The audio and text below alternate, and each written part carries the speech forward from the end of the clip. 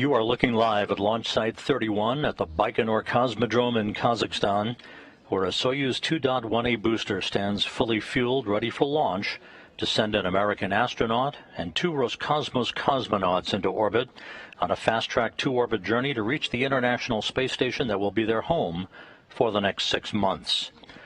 Good morning from Mission Control in Houston and the International Space Station Flight Control Room as countdown clocks are ticking backward for the launch of the Soyuz MS-22 spacecraft atop its Soyuz booster at 8:54 and 49 seconds a.m. Central Time, 6:54 and 49 seconds p.m. in Baikonur, about 7 minutes after sunset in the Central Asian desert. The weather in Baikonur is ideal, 85 degrees Fahrenheit, cloudless sky for today's launch. Earlier today, the Soyuz booster was fueled for launch by engineers in Baikonur, a process that was completed a few hours ago. The launch control team in Baikonur reporting that all systems are go for launch, working no issues as the countdown enters its final phase. Here in Mission Control, the team is watching over the Expedition 67 crew and station systems on the International Space Station. The Orbit 2 team having just completed a shift handover from the overnight Orbit 1 team, preparing to support the arrival of Soyuz MS-22 later today. The station population will increase temporarily from 7 to 10 with the addition of NASA astronaut Frank Rubio and his Roscosmos crewmates, Soyuz Commander Sergei Prokopeyev and Dmitry Petelin. The crew is all set to begin its 3-hour flight to the International Space Station, docking scheduled at 12:11 p.m. Central Time to the Roscosmos module on the Earth-facing side of the Russian segment of the International Space Station. Once the hatches are opened between the newly arrived Soyuz and the station, the new residents will be greeted by Station Commander Oleg Artemyev of Roscosmos and his Roscosmos crewmates, Denis Matveyev and Sergei Korsakov, along with NASA astronauts Kjell Lindgren, Bob Hines, and Jessica Watkins, and European Space Agency astronaut Samantha Cristoforetti.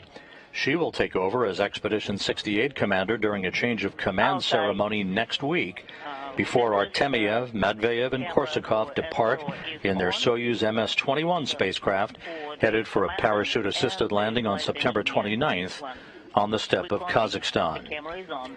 Frank Rubio today becomes the first American to launch on a Soyuz spacecraft since Mark Vande Heyde did so in March of 2021. Rubio is flying on the Soyuz MS-22 vehicle, and Roscosmos cosmonaut Anna Kikina is flying to the station as part of the SpaceX Crew Dragon Crew 5 crew that includes NASA astronauts Nicole Mann and Josh Cassada and Japan Aerospace Exploration Agency astronaut Koichi Wakata. This ensuring a reciprocal method of maintaining maximum launch and landing capability for safe space station operations. The Crew 5 crew is in quarantine now, preparing for their launch to the station early next month.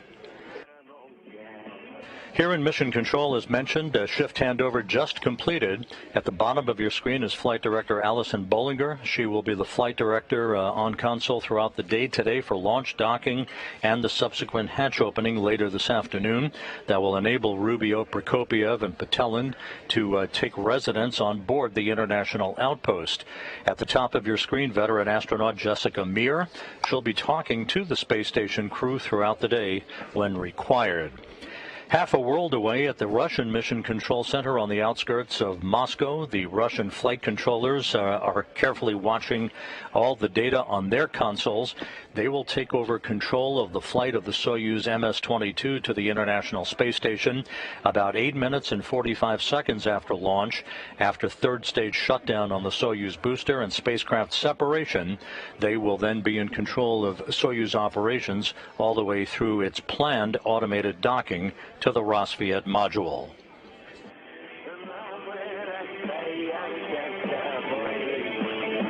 That you're hearing music that is being piped into the Soyuz spacecraft by launch controllers at the blockhouse in Baikonur, a time-honored tradition. The launch now less than 50 minutes away. We'll get a final go, no-go for launch in about 20 minutes from now. This is a live view of Soyuz MS-22 on the launch pad at Baikonur. Site 31 is the launch site for today. Liftoff again scheduled for 8:54 and 49 seconds a.m. Central Time, 6:54 and 49 seconds p.m. in Baikonur. The countdown proceeding on schedule. No issues being reported by the engineers down in Baikonur. Atop the Soyuz 2.1A booster, strapped into their seats in the descent module or center section of the Soyuz spacecraft, are NASA's Frank Rubio and Sergei Prokopeyev and Dmitry Petelin of Roscosmos. Prokopeyev, as Soyuz commander, is in the center seat of the descent module, flanked on his left by Petelin, serving as board engineer number 1, and to Prokopeyev's right, NASA's Frank Rubio, serving as board engineer 2. For Rubio and Petelin, this will be their first flight into space. For Prokopeyev, his second flight into space. From time to time through the interpreter that you'll be hearing regarding ascent performance calls, you'll hear the Soyuz call sign of Altai. That is a mountain range in Central and Eastern Asia. Each Soyuz commander selects a call sign for their Soyuz vehicle from launch to docking, and again from undocking through landing. Altai is Prokopeyev's call sign for his Soyuz vehicle.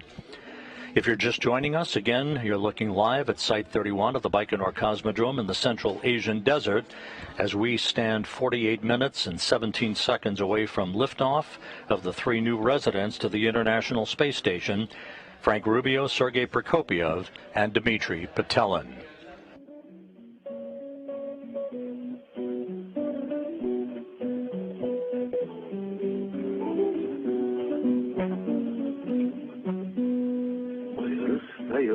Что встретится вновь, ведь остается навеки любовь, кружится первый осенний лист. Again, that's music being piped into the spacecraft for the cosmonauts Prokopeyev and Petelin, and for the NASA astronaut Frank Rubio to listen to, basically keeping them relaxed in the final minutes of the countdown that will lead to launch about 47.5 minutes from now.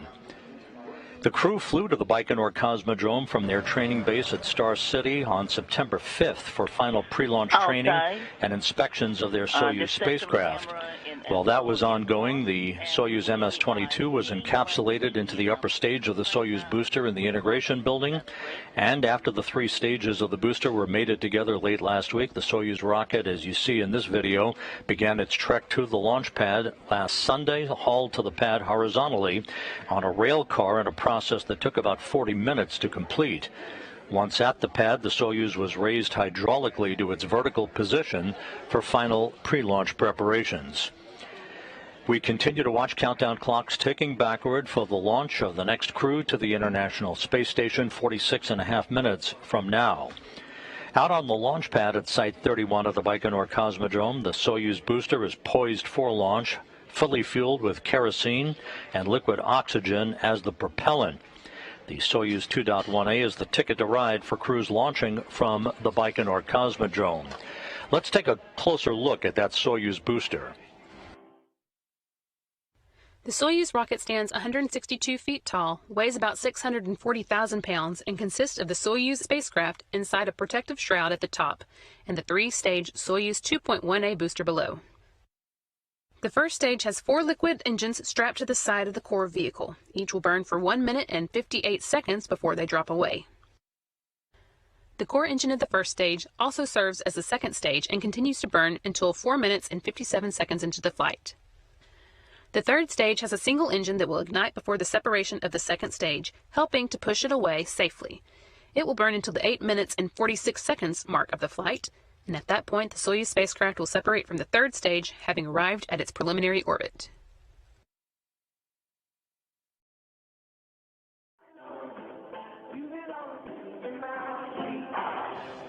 Launch Site 31 at the Baikonur Cosmodrome in Kazakhstan is what you're looking at right now.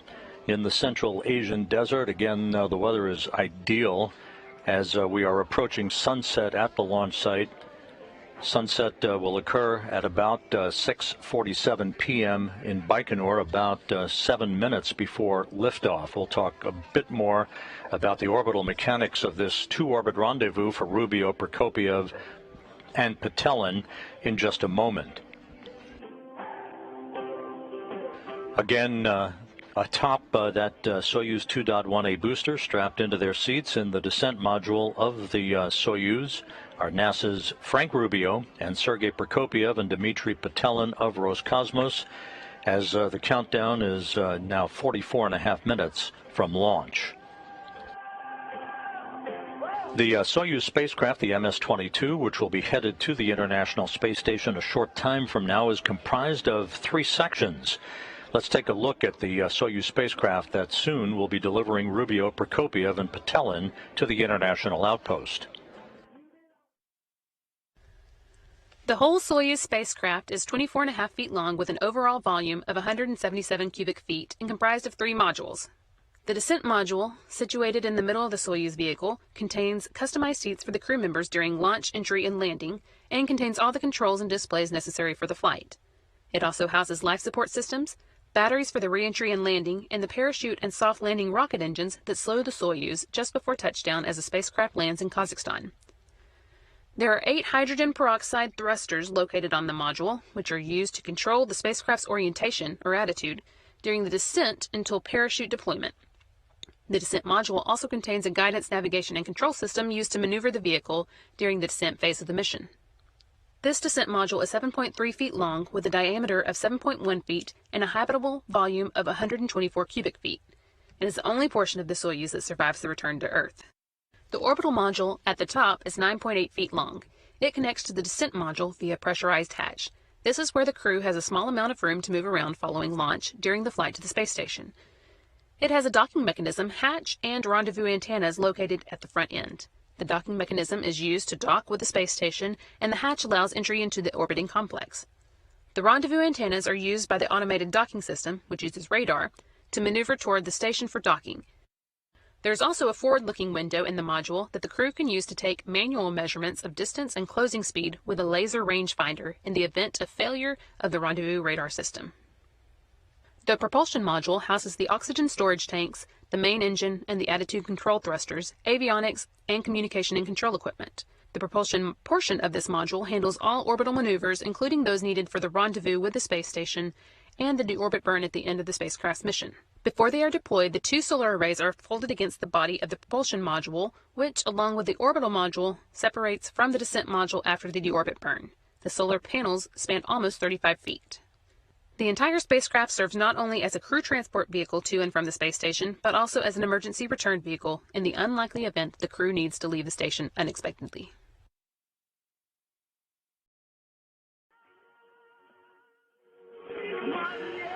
And you'll be seeing a lot more of that Soyuz spacecraft a few hours from now as it approaches for a docking to the Rosviet module of the International Space Station.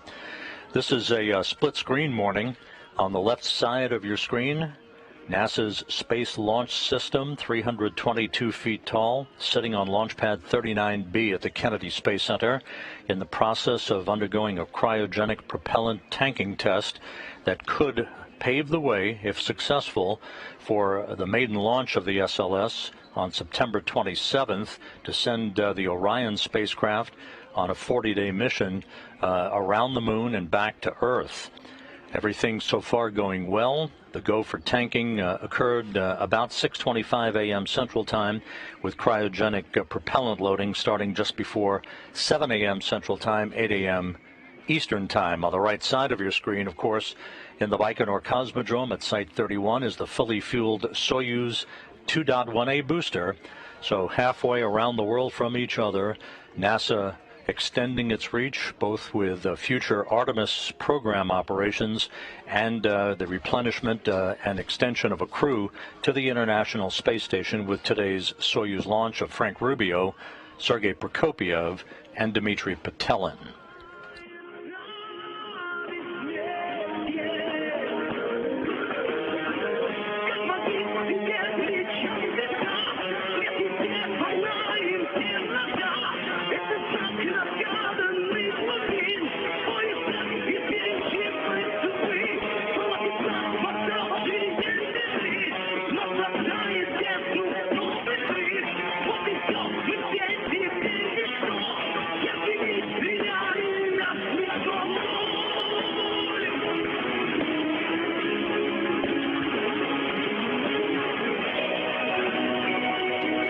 Again, the music you're hearing is being piped in from the blockhouse in Baikonur by launch controllers to the Soyuz MS-22 spacecraft and its 3 occupants who are strapped into the center section of the Soyuz, the descent stage. Sergei Prokopeyev, the Soyuz commander, is in the middle seat, flanked to his left by Dmitry Petelin of Roscosmos and to his right by NASA's Frank Rubio.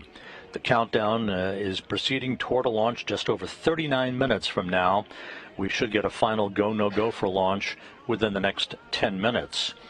The launch, again, will be 8 minutes and 45 seconds between liftoff and third stage shutdown of the Soyuz booster and spacecraft separation, placing the Soyuz in its initial preliminary orbit to begin the chase to reach the International Space Station.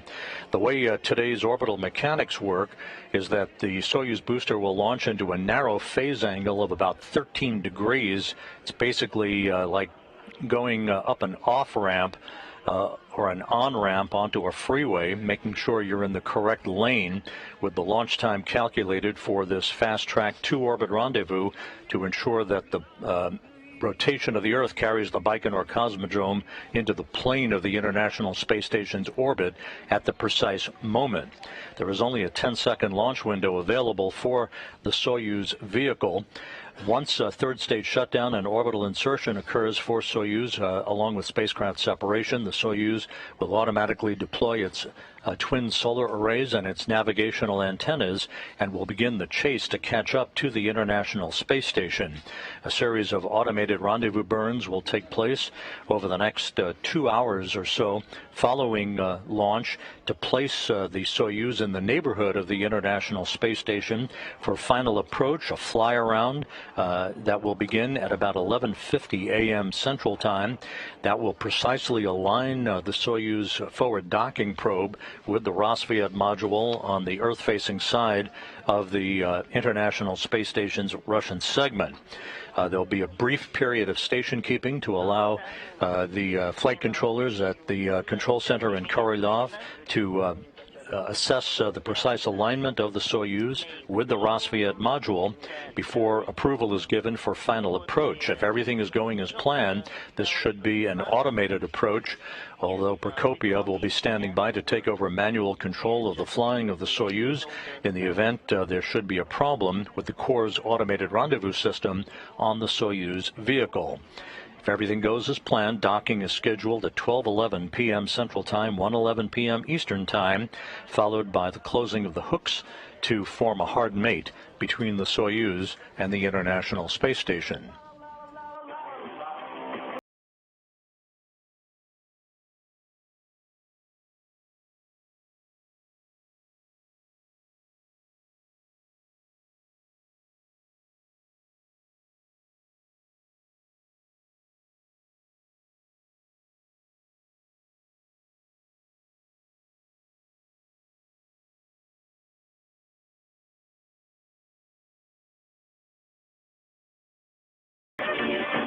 Some of the events you'll be seeing in the final minutes before launch will include the purging of fuel lines and other elements of the rocket engines at about the T-4 minute mark. Those rocket engines will be purged with nitrogen to fireproof them, removing vapors of fuel and oxidizer before the key to drainage call is made by the launch controllers at Baikonur. That basically places the valves through which evaporated or gaseous oxygen escapes from the fuel tanks into the atmosphere. At the same time, the valves are providing liquid oxygen to replenish the fuel supply lost by the boil-off or evaporation through the normal course of the fueling of the rocket. At the T-2 minute 45 second mark in the countdown, the first stage fuel and oxidizer tanks will be pressurized to optimize fuel flow and to provide structural rigidity to the launch vehicle as it sits on the launch pad, as you see there in Baikonur. And at the T-45 second mark, the activation of the S-band ground-to-air radio command link channel will be made for the 3 crew members on board the Soyuz MS-22 spacecraft. There are two umbilicals that are buttressed up against the side of the Soyuz vehicle. One of those umbilicals will retract at about the T-minus 30-second mark or so. The second of the two umbilicals will retract at the T-minus 12-second mark, and that will initiate the auto sequence start for engine ignition and eventually for liftoff. And now you see the gantry arms beginning to spread right on schedule at the T-minus 34-minute, 30-second mark into the countdown. This obviously exposes the vehicle for the first time. On top is the launch escape system. In the unlikely event there would be a technical issue that would require the Soyuz to be pulled free from the upper stage of the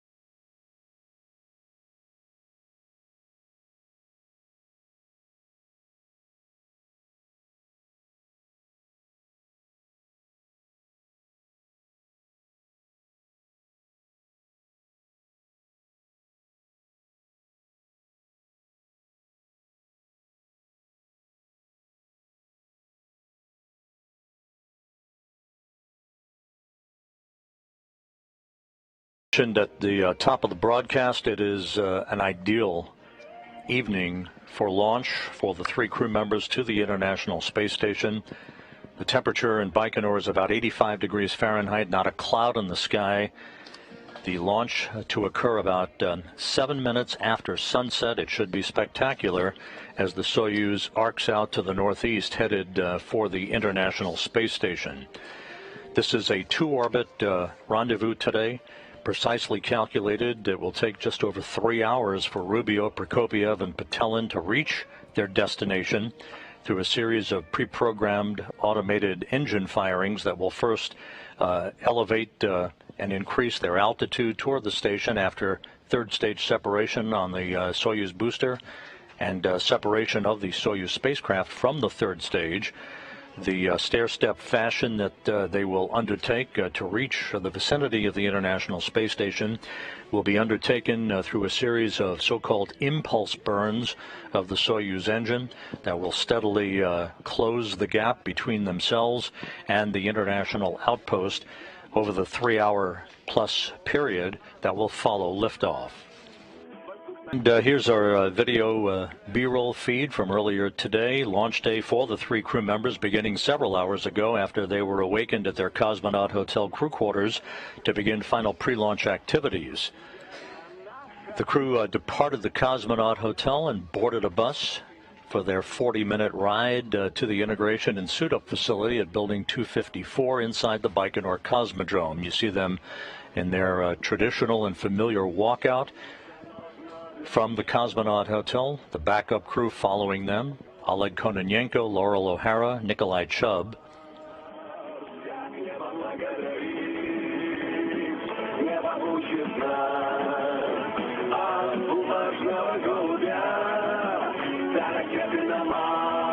In the parking lot to the Cosmonaut Hotel, the usual crowd of well-wishers. And you see Frank Rubio on the right, Sergei Prokopeyev in the middle, Dmitry Petelin on the left.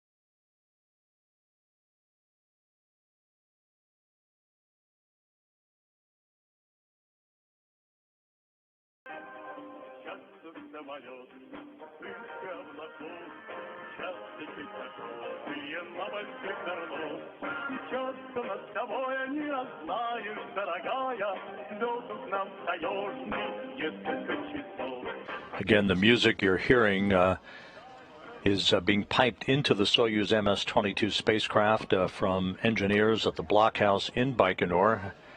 This is a video that was received and acquired several hours ago at the integration and suit-up facility at the Baikonur Cosmodrome as Sergei Prokopeyev first, then Dmitry Petelin underwent leak checks to their Soyuz Sokol launch and entry suits, and then had an opportunity to exchange final remarks with their families. As you'll see a short time from now, also exchanging a final opportunity for remarks with NASA and Roscosmos managers.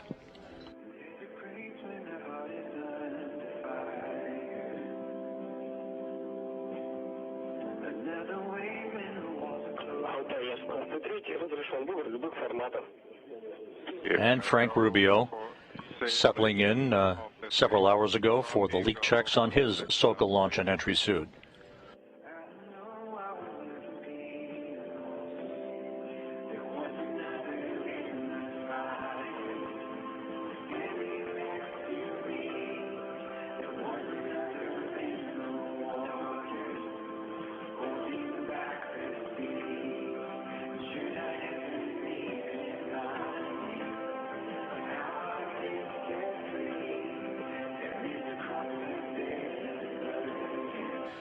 Part of the NASA delegation in the audience there across the protective pane of glass to maintain quarantine restrictions for the crew. Johnson Space Center Deputy Director Steve Kerner, the ISS program manager, Joel Montalbano, Reed Wiseman, NASA's chief astronaut, Norm Knight, the director of flight operations here at the Johnson Space Center, Ken Bowersox, the NASA Deputy Associate Administrator, also on hand in Baikonur for today's launch.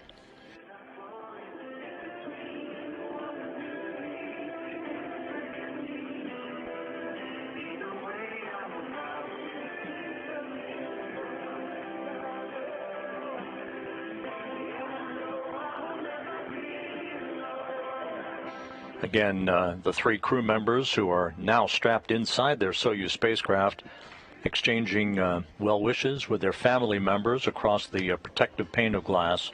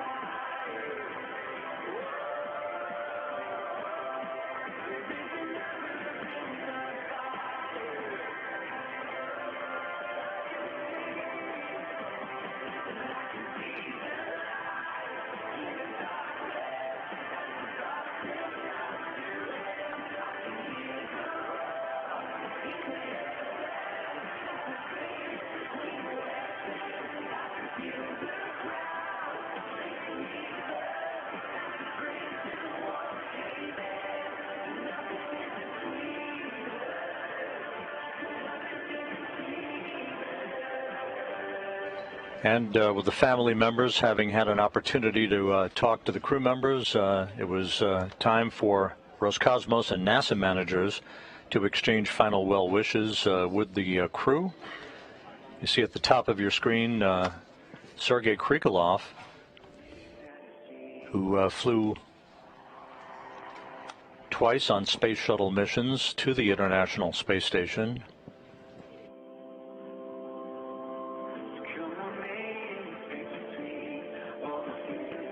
This exchange of pleasantries between the crew and the Roscosmos managers essentially amounts to a report on the readiness of the vehicle for launch and final well wishes before the crew departs the integration building to head for the launch pad itself.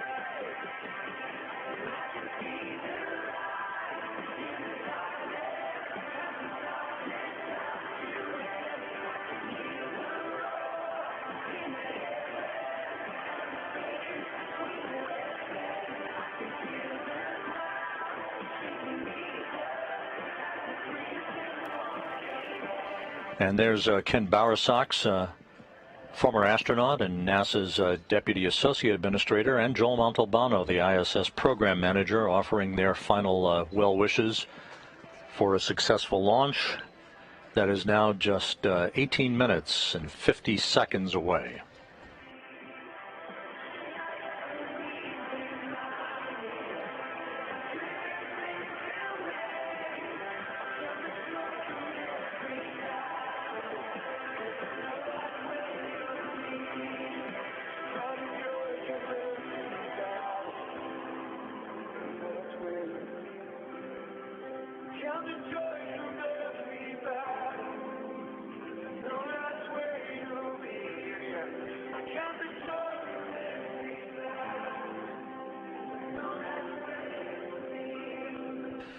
With the pleasantries having been completed, the crew members then left the Site 254 integration building. And you'll see in a moment Prokopeyev, the Soyuz commander, reporting that he and his crewmates were ready to proceed to the launch pad.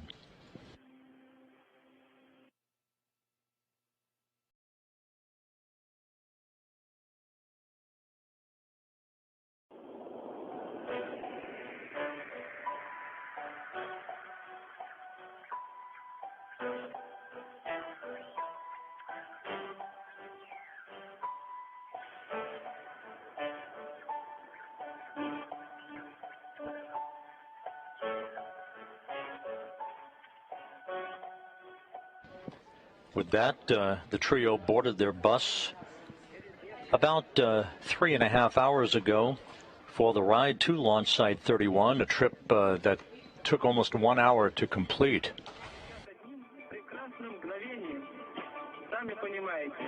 And here you see the bus with the crew arriving at the pad. The crew climbing a few stairs that you'll see in a moment, waving goodbye to well-wishers and entering the elevator for the ride to the top of the Soyuz rocket to board their spacecraft, which they've now been aboard for the past 2+ hours.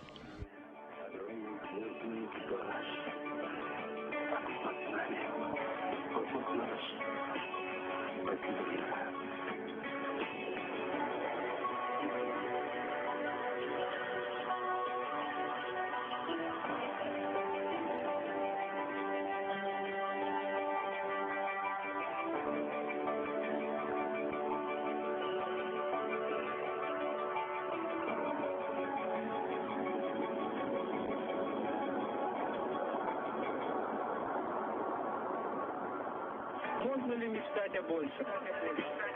Могучий космический корабль унесет меня в далекие просторы Вселенной. Сами понимаете.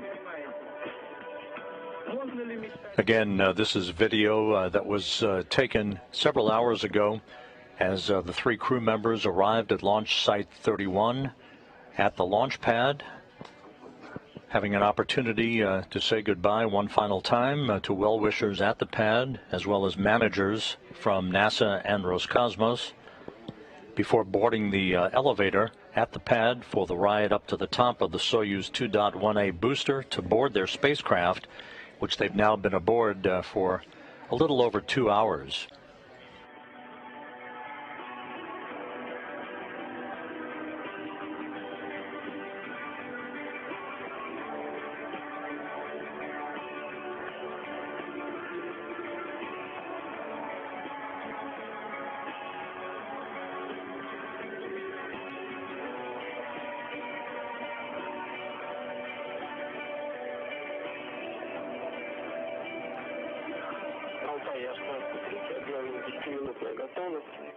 And we are now back live with a view of the Soyuz MS-22 rocket on the launch pad at Site 31 at the Baikonur Cosmodrome in Kazakhstan.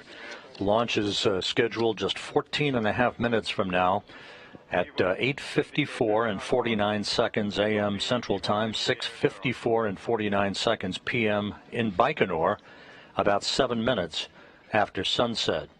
Atop the 2.1A booster, strapped into their seats in the descent module of the Soyuz, NASA's Frank Rubio, along with Sergei Prokopeyev and Dmitry Petelin of Roscosmos. As mentioned earlier, Prokopeyev, the Soyuz commander, is in the center seat of the descent module of the Soyuz MS-22, Petelin to his left and Rubio to his right. At the time of launch, the International Space Station will be flying over northwest Uzbekistan. The station and the Expedition 67 crew will pass directly over the Baikonur Cosmodrome 1 minute, 58 seconds after launch, and will leapfrog past the ascending Soyuz vehicle as it heads to orbit. 8 minutes and 45 seconds after launch, the third stage engine of the Soyuz booster will shut down, and the Soyuz will separate from its launch vehicle in a preliminary orbit, deploying its solar arrays and its navigational antennas. At that point, the 3 crew members will be trailing the space station by about 1,000 miles. The chase will begin, resulting in a docking to the Rassvet module of the International Space Station at 12:11 p.m. Central Time today.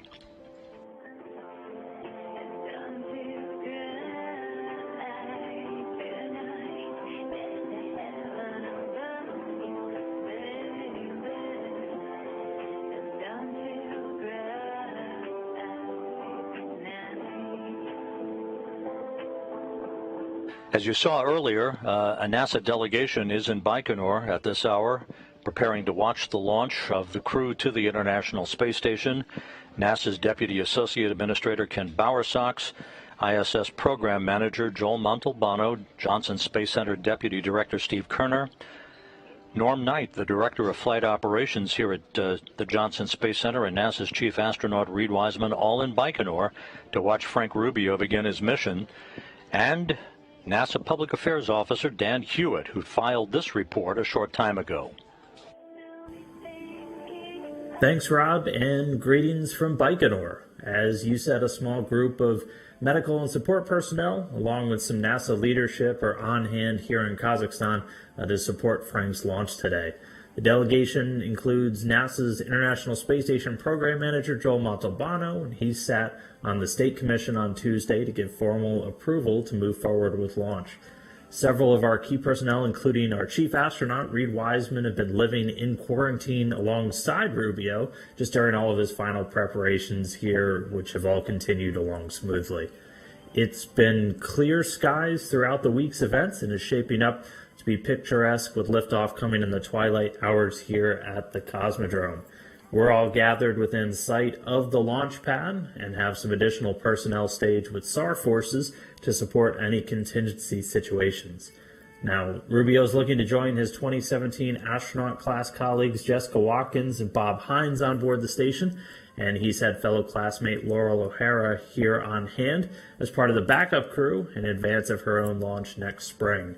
So everything remains go here in Baikonur. Good luck to the crew of Soyuz MS-22, and I'll hand it back over to Rob in Mission Control Houston to continue with the countdown. Thanks, Dan. Dan Hewitt, who's at the viewing site just a couple of miles away from the 2.1A booster that you see on the launch pad as the sun begins to set over the Baikonur Cosmodrome. Sunset actually about 3 minutes from now, with the launch taking place just over 10 minutes from now at 8:54 and 49 seconds a.m. Central Time, 6:54 and 49 seconds p.m. in Baikonur. All of the launch preparations have gone off without a hitch to this point. Everything is in readiness.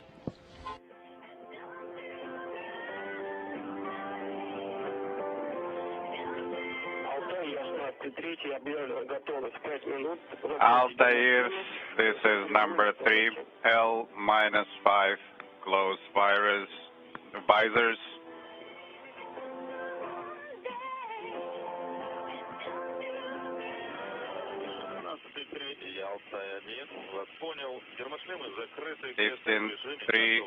This is Altai 1, visors are closed. Rescue aids are ready. Altair 16-3, second camera is on. We are watching the flight engineer too. Copy.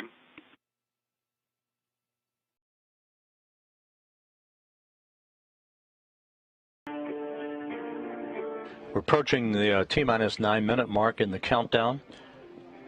Preparations are continuing in good fashion at the Baikonur Cosmodrome. No issues reported.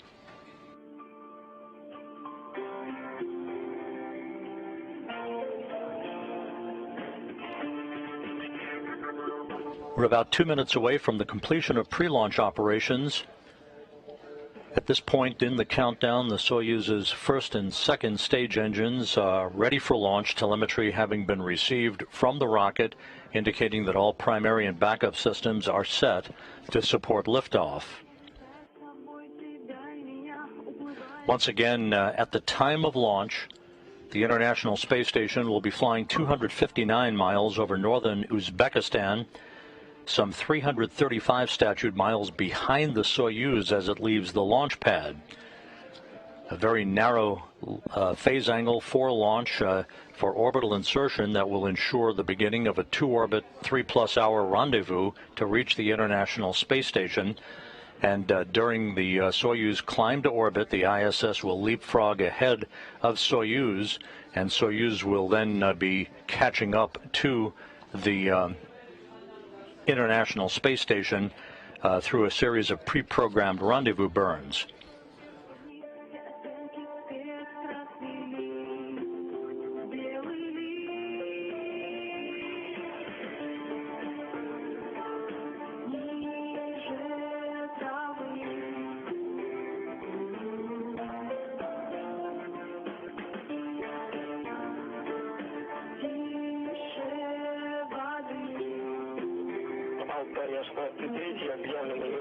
Altai 16-3L-1, everything per the schedule. The vehicle is nominal.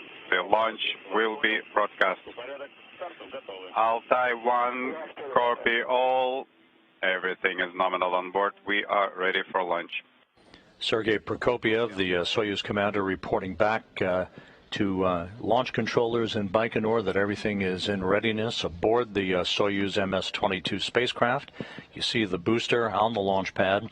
Again, the two umbilical towers that are buttressed up against the Soyuz, the first will retract at about the T-minus 30 or 35-second mark.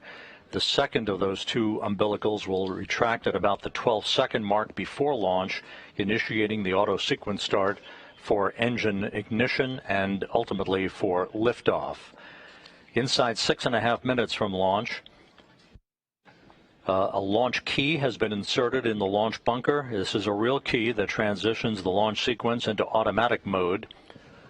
And launch controllers down at Baikonur reporting that the range is clear, the Soyuz rocket ready to begin its journey. Launch key inserted.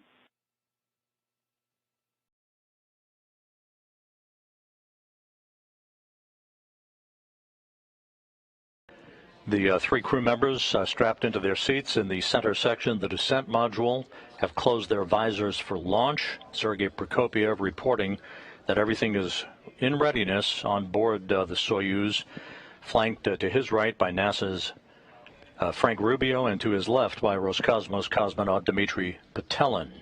5.5 minutes until launch. Onboard systems will be switching to onboard control. The commander's cockpit displays now activated.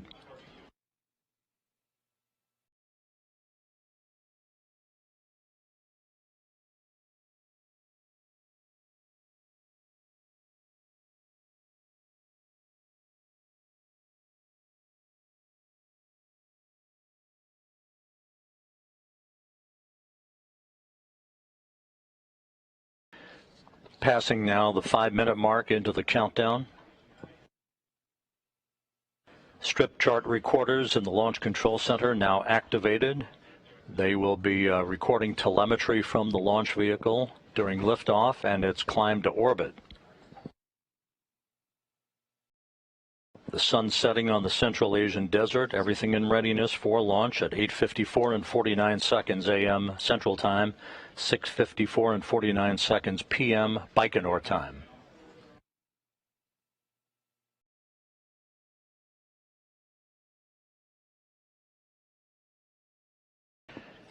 The Soyuz 2.1A booster fuel lines and other elements of the rocket engines now being purged with nitrogen to fireproof them, to remove vapors of fuel and oxidizer for the final minutes of the countdown.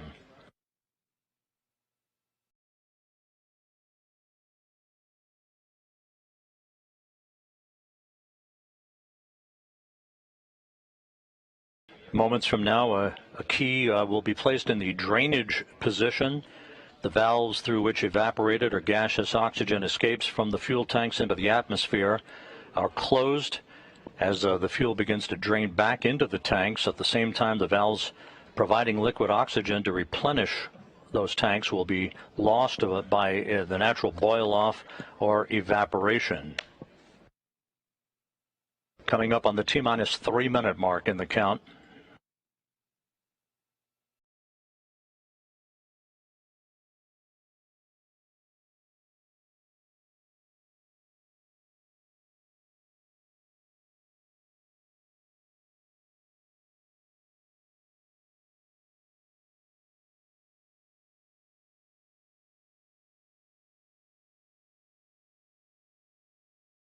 The drainage has now been completed.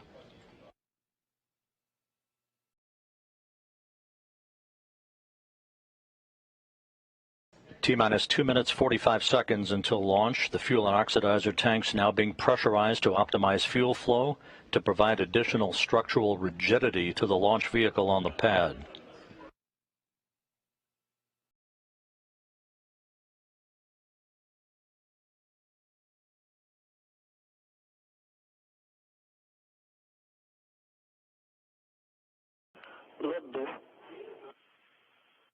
Booster propellant tank pressurization initiated. Tank pressurization underway. Everything in good shape as we approach the T-minus 2-minute mark in the count. The vehicle is nominal. Copy.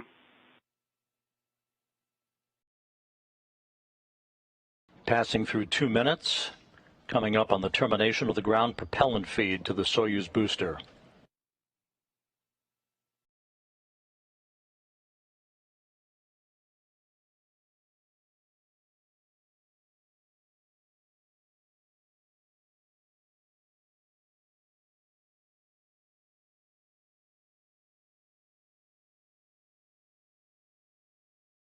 T-minus 1 minute 30 seconds until launch. The Soyuz about to go on internal power.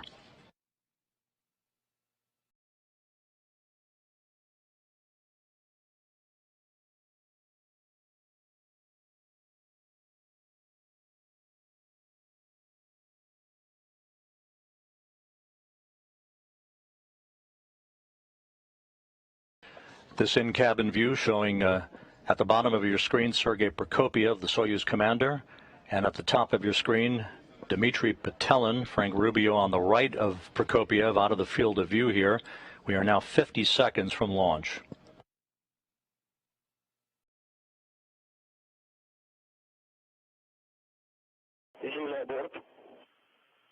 Vehicle switched to internal power, first umbilical tower separation.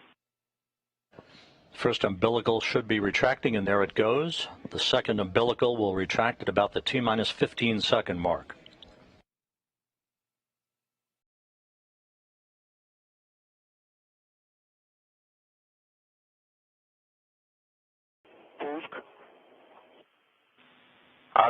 The second umbilical has retracted. This will initiate the auto sequence start. T-minus 10 seconds and counting. We have engine start. Umbilical tower separation. Turbo pumps coming up to flight speed. Turbo pumps, flight speed, and liftoff. A sunset start to the mission of Rubio, Prokopeyev, and Petelin to the International Space Station. 10 seconds. Flight is nominal. Good first stage performance reported from the blockhouse at Baikonur. The Soyuz delivering 930,000 pounds of thrust from its 4 boosters and single engine. L plus 20, L plus 20. Arcing out to the northeast from the Baikonur Cosmodrome. 35 seconds into the flight. Everything looking good so far. Good roll, pitch, and yaw program.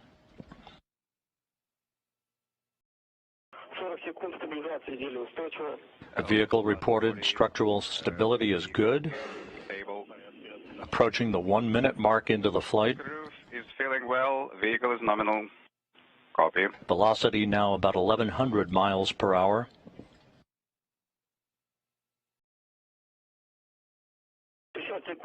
Yaw, pitch, and roll program all reported to be nominal from the blockhouse at Baikonur.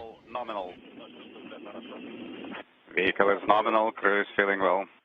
Prokopeyev reporting the crew is feeling well. Coming up on the 1 minute 20 second mark into the flight. Now passing through the area of maximum dynamic pressure. L plus 80 parameters are nominal.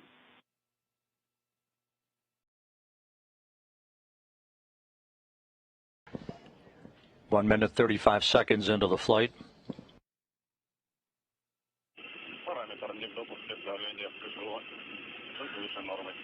Pressure in KPO parameter is above nominal. Copy, casual parameter of nominal. Correct? Affirmative.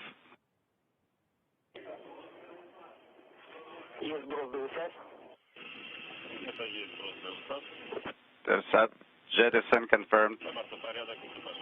And we've had first stage separation. Nominal, crew is feeling well. Casual pressure parameter is nominal. Copy. Casual is nominal. Please report pressure.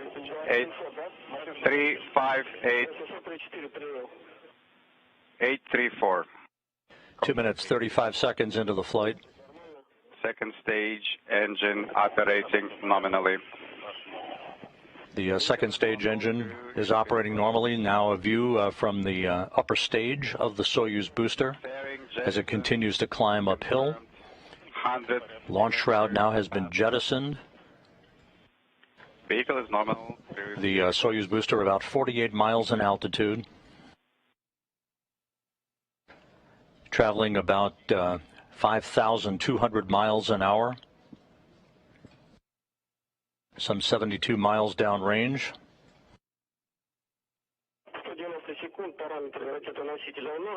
L plus 190. 3 minutes, 20 seconds into the flight. Is nominal. C indication controlled descent available. Vehicle is nominal. Copy. Indication is on.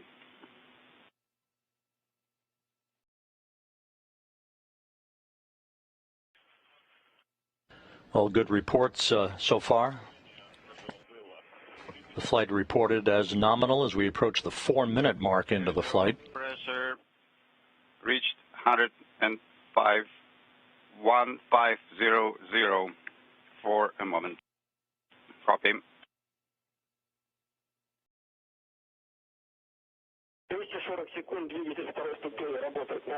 Second stage engine continues to burn as planned as we approach the 4-minute, 15-second mark into the flight. About halfway through powered flight now.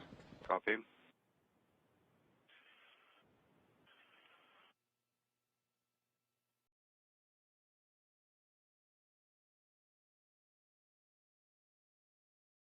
About 15 seconds away from second stage shutdown and the ignition of the third stage. L plus 270. Parameters are nominal.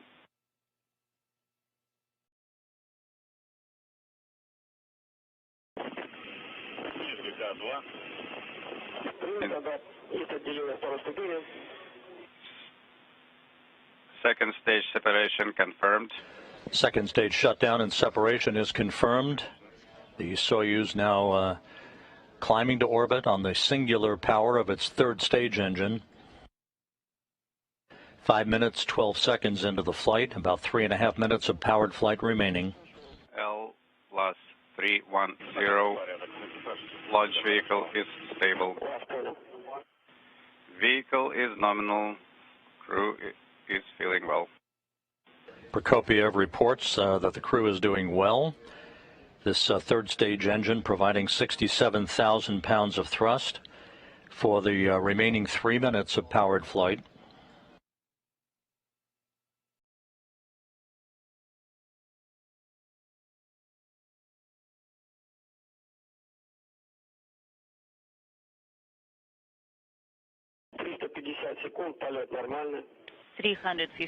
We've now hit the 6-minute mark into the flight, everything going as planned.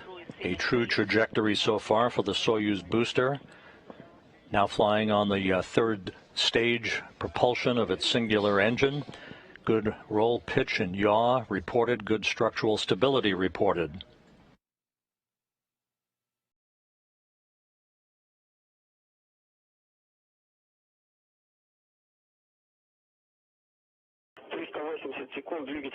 $380 seconds. The engine of the third phase is working nominally.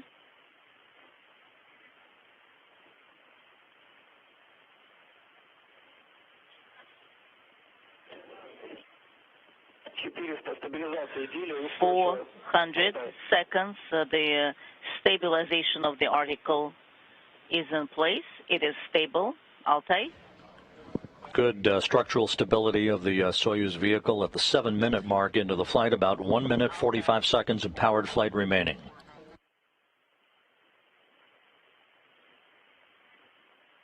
Yaw, pitch, and roll all reported to be nominal. At the time of third stage shutdown and spacecraft separation, control of the Soyuz vehicle through docking will transition to the flight control team at the Russian Mission Control Center outside of Moscow.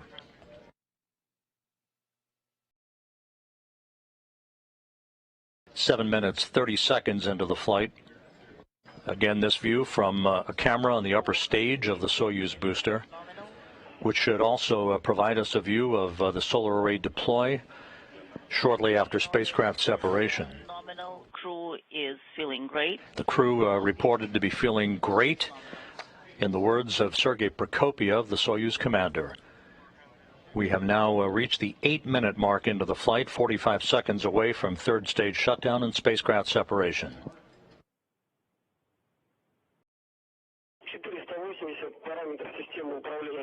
For 80, the parameters of the launcher is nominal, and everything is nominal on orbit, and the crew is feeling great. We're waiting for the separation. The crew on board the Soyuz MS-22, Rubio, Prokopeyev, and Petelin, now about 15 seconds away from third stage shutdown and spacecraft separation. 10 seconds.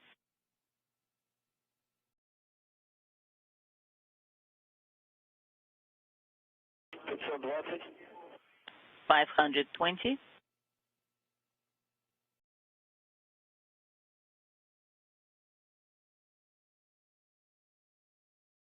And we have third stage shutdown and spacecraft separation. You see the third stage dropping away.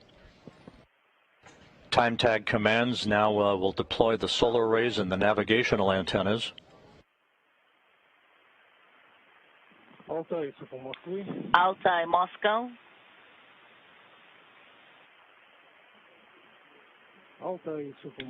Altai, Moscow.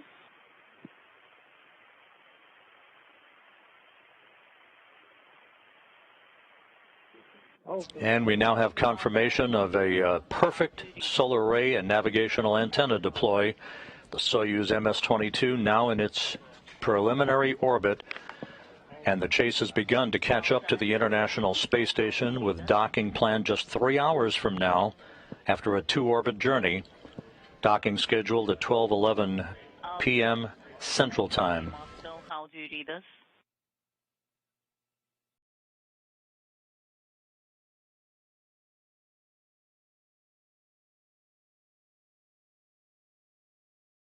Altai, Moscow. If you read me, if you can copy me, then please continue per page 35 and start AKG. Altai 2, how do you read it? RP1, RP2 is closed. Yes, RPV1 and RPV2. Yes, what about the separation contact? How did it go? It went nominally. How do you read me? This is Altai 1. Altai 1, read you loud and clear, and we copy. Everything went nominally. Yes, there was a drop in COM and a delay in COM for a little bit. Now everything is nominal. Now we work per page 36. Yes, the control is complete. Right. Right now we'll be working with ENPO2. So you need to select the display, and we confirm RDR along the roll axis is here. We confirm and we copy, and we're monitoring that. And the TV system is on, and we're waiting for the first measurement from you. First measurement, 170421, pressure is 788, BO pressure 801. This is Mission Control Houston, back here in the International Space Station Flight Control Room. The Orbit 2 team of flight controllers now proceeding on to monitor the progress of the Soyuz MS-22 spacecraft to the International Space Station, with docking scheduled just a little over 3 hours from now. The launch, as you just saw, occurred on time at 8:54 and 49 seconds a.m. Central Time.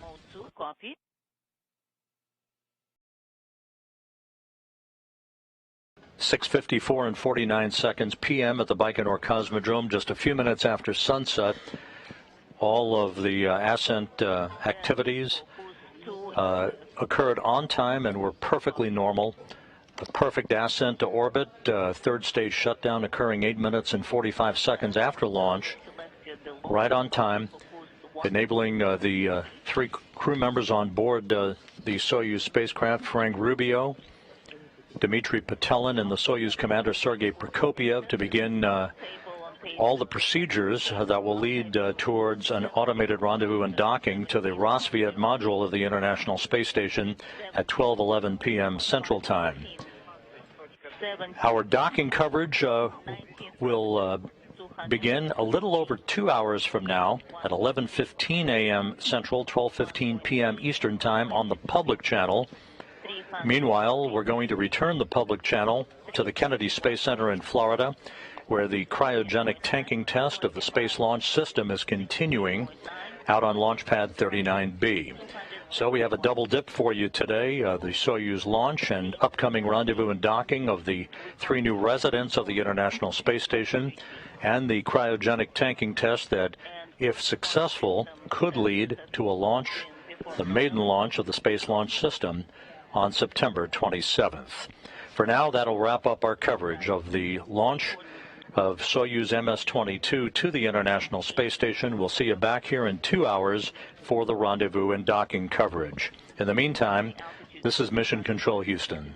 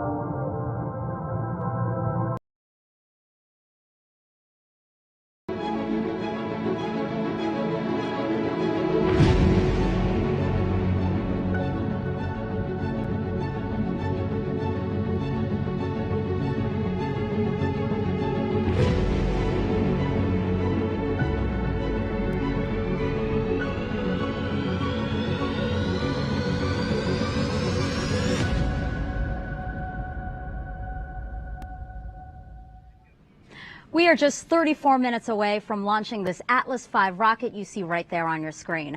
On board are several payloads, including NASA technology that could revolutionize how we communicate to and from space. Thank you for joining me for today's live launch coverage of NASA's Laser Communications Relay Demonstration, or LCRD. I'm Megan Cruz, and I'm joining you live from NASA's Kennedy Space Center in Florida. Today's 2-hour launch window opens at 4:04 a.m. Eastern Time, and that rocket you just saw sitting on Space Launch Complex 41 at Cape Canaveral Space Force Station, which is just behind me across the water here. Now, LCRD is hitching a ride on the U.S. Space Force's Space Test Program 3 mission, or STP-3. You can think of the Space Test Program as a ride share to space. It's primarily for the Department of Defense to send up science and technology experiments, but if there's room, others can share that ride, and that's what NASA is doing today. So what does LCRD look like? Well, there it is in the middle of your screen there, about as big as a king-size mattress, sharing a spacecraft with other payloads. It will showcase the unique benefits of laser, also known as optical communications. NASA has relied on radio communications since we first started exploring space, but as we fly more missions that generate more data, and as we work to establish a presence on the moon and send humans to Mars, we are of course going to need a communications upgrade. Lasers can transfer a lot more data at once. How much more? We'll say there's a high-resolution map of Mars. It would take about 9 weeks, yes, 9 weeks, to send that map to Earth using radio waves. But using lasers would only take 9 days. Now, coming up, I'll introduce you to 2 people who played critical roles in bringing LCRD to life. But first, let's check in with our friends at United Launch Alliance. We have Andrea Lenhoff here with me this morning. Andrea, how's the rocket looking? Thanks, Megan. Everything is going well here in the ASOC. The Atlas V is fueled and ready to launch STP-3 in just about 30 minutes. The launch count is about to enter a 30-minute hold. This planned hold gives our team extra time to address any last-minute issues. At this time, the team is not working any issues, and we are proceeding towards an on-time liftoff at 4:04 a.m. Eastern. The Space Launch Delta 45 weather officer will provide a final brief to the team shortly. As you know, though, Megan, the weather's been beautiful here, and we're not expecting that to change during our 2-hour launch window today. Back to you. All right, thanks so much, Andrea. Now we are about 30 minutes and counting, about 6.5 hours from liftoff today. We will see LCRD's host spacecraft separate from the payload fairing. It will make its way to an orbit of around 22,000 miles above the Earth's surface. That's about 1/10 of the way to the moon, for those wondering. By early January, researchers will begin powering on LCRD. And by March, they hope to begin conducting the first experiments. You can see a graphic right there, an animated graphic of LCRD. Again, that's what it's going to look like once we launch it and we start conducting experiments in March.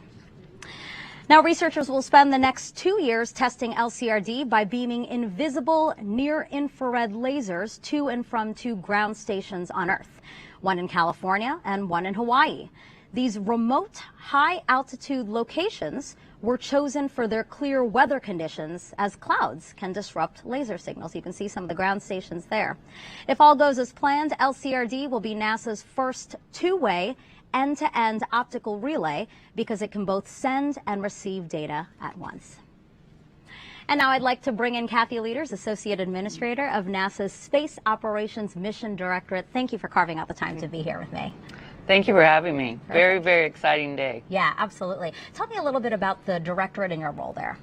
So I get to be lucky enough to be in charge of space operations, which means we get to work on the operational missions that are in play today, but also getting ready for exploration missions. And this one's a very important one to get us ready to go back to the moon. Yeah, so tell me, what are we hoping to learn with LCRD today? Well, we actually need to improve our comm systems to be able to do human spaceflight activities around the moon.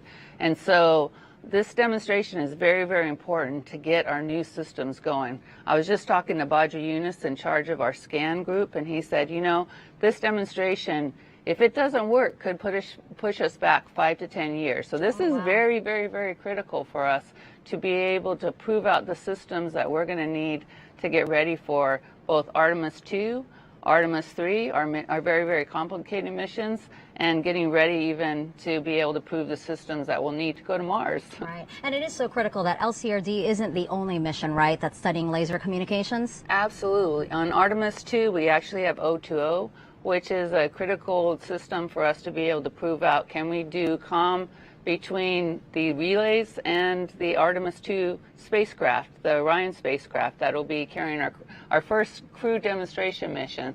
And then we've got Illumina that's going up to the space station that will be doing our space-to-space comm between LCRD and the International Space Station.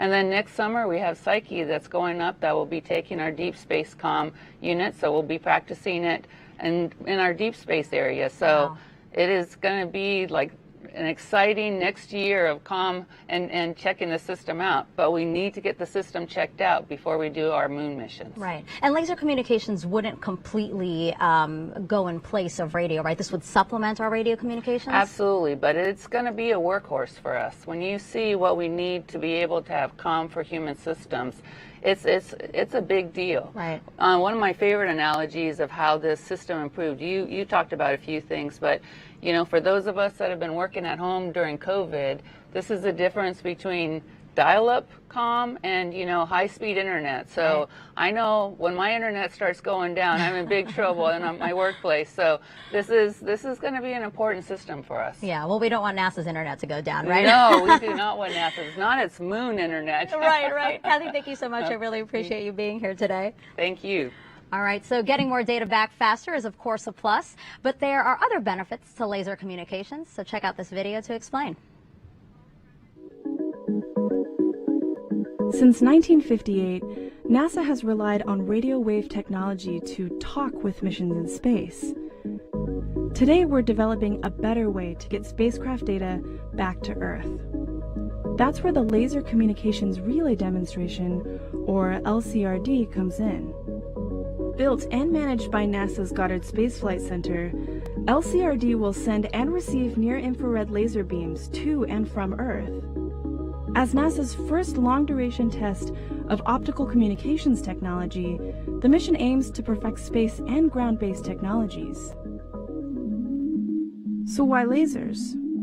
Laser communications can transmit up to 100 times more data per second than previous systems by using a shorter wavelength of energy. With this increased bandwidth, missions can send larger files and even live high-definition video from space.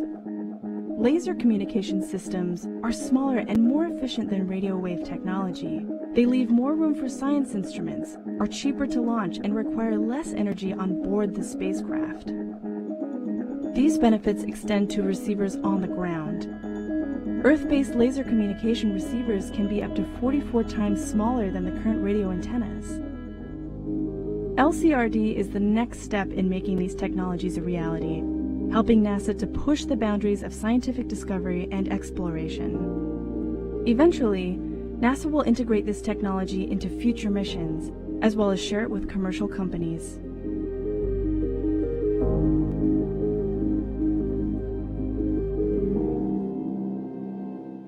All right, we're now about 25 minutes away from launch. Joining me now is Glenn Jackson. He's the one leading the LCRD team. How are you, Glenn? Very excited. It's very hard when you have two first names. You know what I mean? So how long have you been working on 7 LCRD? years, Megan. Wow, yeah, it's been a long time in the making. Yeah. And thank you so much for bringing these models. I think this will really help to demonstrate to our viewers what LCRD. So can you walk me through this? Oh, certainly. So on the left here, I have the whole Sat-6 spacecraft. LCRD is this part of the spacecraft. Right. It's about the size of a king-size bed.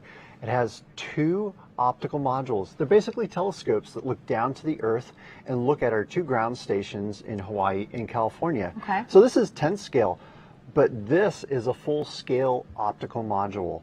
This is the telescope that will do bidirectional communications. So the lasers come into this telescope and will be going to the Earth and coming back. Right now it's in the launch latch position. Okay. So over on the rocket right now, it is launched, ready to fly.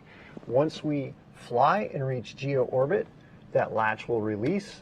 We will slew over, and there's the telescope. The telescopes can now look at California or Hawaii.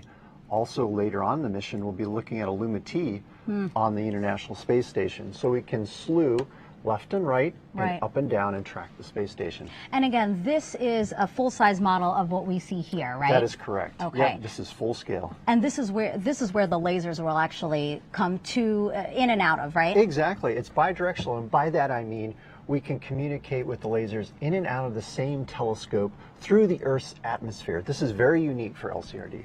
Right. And again, the lasers are invisible, but we're talking about the diameter of what we see here. Yes, this is 10-centimeter diameter, and this will be going 22,000 miles through the Earth's atmosphere to JPL's Octolab and to Hawaii. And do you think this could be a game changer for how we do business here at NASA? This is definitely a game changer. So it's a game changer for exploration in science. Optical comm has the potential to reduce the weight of communication systems, decrease the power use, and we get 10 to 100 times the bandwidth capability. That's a huge game changer for those people planning missions and getting ready for a presence at the moon and exploring Mars. Wow. How hard was it to come up with something like this? Again, to move us from radio communications to hopefully laser communications. It is a lot of hard work. We have an amazing team, great partnership with Lincoln Laboratory and a technology transfer activity. The team has been working for about a decade on this. We're very excited tonight to start the mission. Oh, perfect. And you know, Kathy alluded to think of this as kind of like our internet at home. But I do want to know, will this technology benefit us here on Earth, sitting at home? That's a good question. So over the next 2 years, we're going to do experiments. When we do those experiments, we're going to try different operational techniques. We're going to operate through the atmosphere. We're also going to do pointing acquisition and tracking. So basically pointing a laser beam through the atmosphere over 22,000 kilometers, 22,000 miles. All of that data will inform future NASA and commercial missions coming up for optical communication. Now, greater communication bandwidth benefits business and the public. Yeah, absolutely. No, I'm so excited for you. Again, you've been working on this for 7 years. You know, I'm sure this is a labor of love coming to fruition today. So I know you'll have your eyes to the sky as LCRD launches today. Thank you much. Thank you so much, Glenn. All right, so after the experimental phase, you kind of heard Glenn talk about it, LCRD will begin supporting in-space missions. In 2023, there will be a laser communications terminal on the International Space Station called Illuma-T. Illuma-T will collect data, from science experiments aboard the orbiting laboratory and then transmit that data to LCRD, which will then send that data to one of the 2 ground stations we talked about for research on Earth to begin studying. And now, with only about 20 minutes left to launch, we are going to kick it over to ULA to take us through liftoff and ascent of the STP-3 mission carrying NASA's Laser Communications Relay demonstration. Launch director. Launch vehicle is ready for launch. We have ignition. You have permission to launch. 1, and liftoff. Liftoff of the United Launch Alliance Atlas V rocket. Mach 1, execute. And we have an indication of spacecraft separation. Good morning, I'm Andrea Linhoff. I'm a systems engineering lead at ULA and your host for today's Atlas V STP-3 launch for the United States Space Force. I'm here in Mission Control at the Atlas Spaceflight Operations Center at Cape Canaveral Space Force Station in Florida. Welcome to our NASA viewers and those of you just now tuning in. Liftoff is scheduled for 4:04 a.m. Eastern Time, though we do have a 2-hour launch window available today. In addition to watching our webcast, you can also follow live mission progress at ulalaunch.com. The countdown is currently in a 30-minute planned hold. We have 2 planned hold in our 7.5-hour launch count, which give our team additional time to resolve any issues prior to entering the terminal count. At this time, the team is not working any issues and we are proceeding towards an on-time liftoff. Stay tuned after liftoff when I'll be joined by Ruog Zemakotes to discuss the first flight of a new payload fairing and Northrop Grumman's STP-SAT-6 Program Director Ray Crow. The ascent to orbit is more than 7 hours, so we'll wrap up about 15 minutes after liftoff, sending it back to NASA's LCRD coverage. The launch team recently received a final weather briefing. Here's Space Launch Delta 45 Weather Officer Brian Cizik to give us the forecast. Thanks, Andrea. And the weather is certainly setting the stage for a beautiful early morning launch here from Cape Canaveral. And that's all thanks to the fact that we're really in between 2 boundaries, one well off to our east, well off the coast, and then a cold front draped to our north. But we're kind of right in the middle of those. As I mentioned, really the only thing we're watching right now, just some high upper level cirrus clouds moving over. And then if you look very closely, you can see this dark area kind of approaching from the west to the east, and that's an area of fog, but that's expected to stay inland, and even if it did get here, really not going to be a concern for our launch window. So as we look, there's a live look at the pad right now, weather looking great, less than a 10% probability of violation, so that's greater than a 90% chance of go. Ground winds 10 to 15 knots from the west-northwest, temperature at 65 degrees, feeling nice out here in Florida. So the stage is set, the weather looking great to light up the night sky here at Cape Canaveral.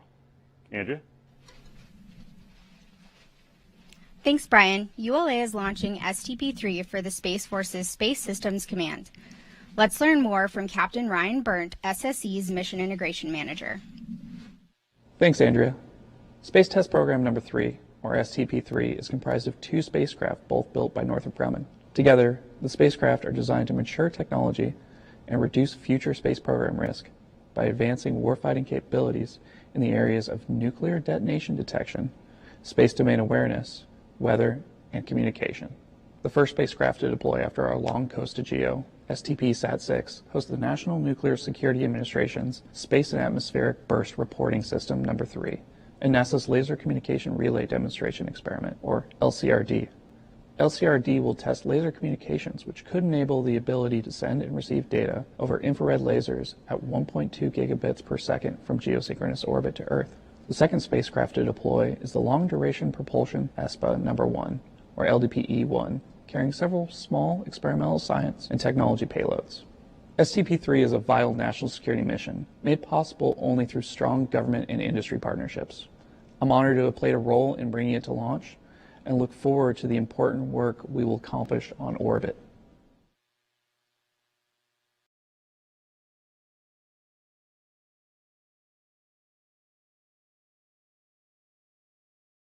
ULA's Atlas V 551 rocket, the largest in the Atlas V fleet, is launching STP-3. This is the 90th Atlas V launch and ULA's 147th launch.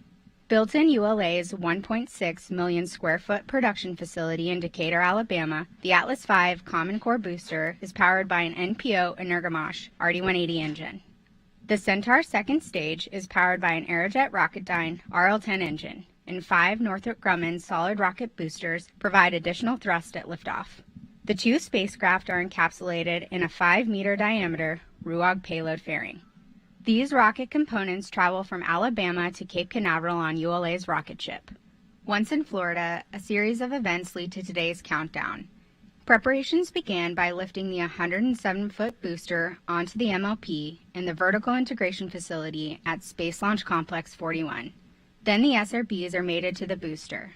Next, the Centaur was lifted into position, and finally the payload fairing with the spacecraft already encapsulated was mated to the Atlas V rocket. Once the rocket is assembled, or as we like to say stacked, we begin the countdown procedure by moving it from the VIF to the pad. 6 components are used for the 20-minute, third-of-a-mile trip to the pad. The MLP weighs approximately 2 million pounds, supports the rocket, and contains air conditioning, electrical, and commodities lines. Undercarriages bear the weight of the MLP and the rocket. 2 rail cars lead the move. The payload van provides the spacecraft communication, and the ground van provides the support for the rocket. At the rear of the convoy is an environmental control system providing air conditioning to the payload and the rocket. Trackmobiles power the nearly 3 million pound convoy. The Atlas V rocket stands 196 feet, or about 60 meters, and weighs just under 1.3 million pounds, or more than 587,000 kilograms fully fueled. With the rocket on the pad, the launch team then transitions to fueling and other final preparations.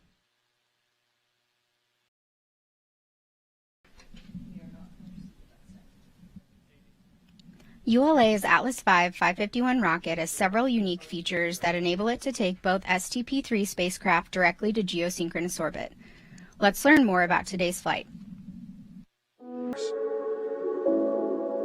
Following an approximately 40-minute coast, Centaur releases the Space Force's LDPE-1, completing the longest mission in Atlas's more than 60-year history.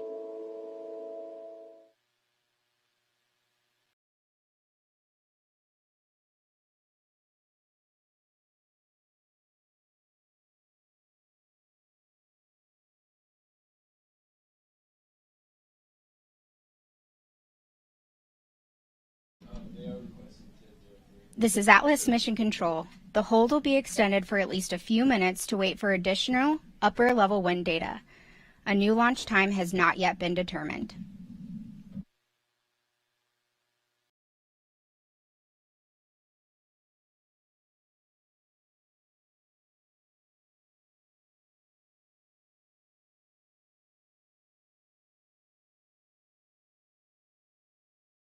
Today's flight is dedicated to ULA employees Alex Hansen and Dean Thompson.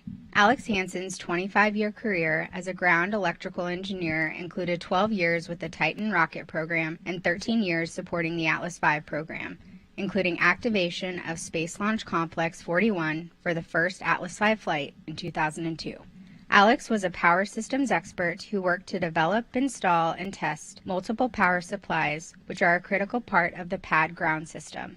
Alex was also instrumental in the development of the ground systems used to roll the Atlas V to the launch pad. With such significant contributions, Alex Hansen's legacy is evident with every roll to pad and launch from Slick 41. Dean Thompson's more than 30-year career began at Boeing's Commercial Airplane Division in Wichita, Kansas. He joined Boeing's International Space Station Division in Huntsville, Alabama, followed by a move to ULA's Decatur, Alabama production facility, where he was an electrical engineer serving as the Certified Responsible Engineer Delegate for Delta IV and Atlas V avionics. Dean had delegations for the boosters, upper stages, and payload accommodations, which made him a key part of the Decatur team. As a hands-on engineer, Dean was well respected by his colleagues and missed by all of those that worked with him.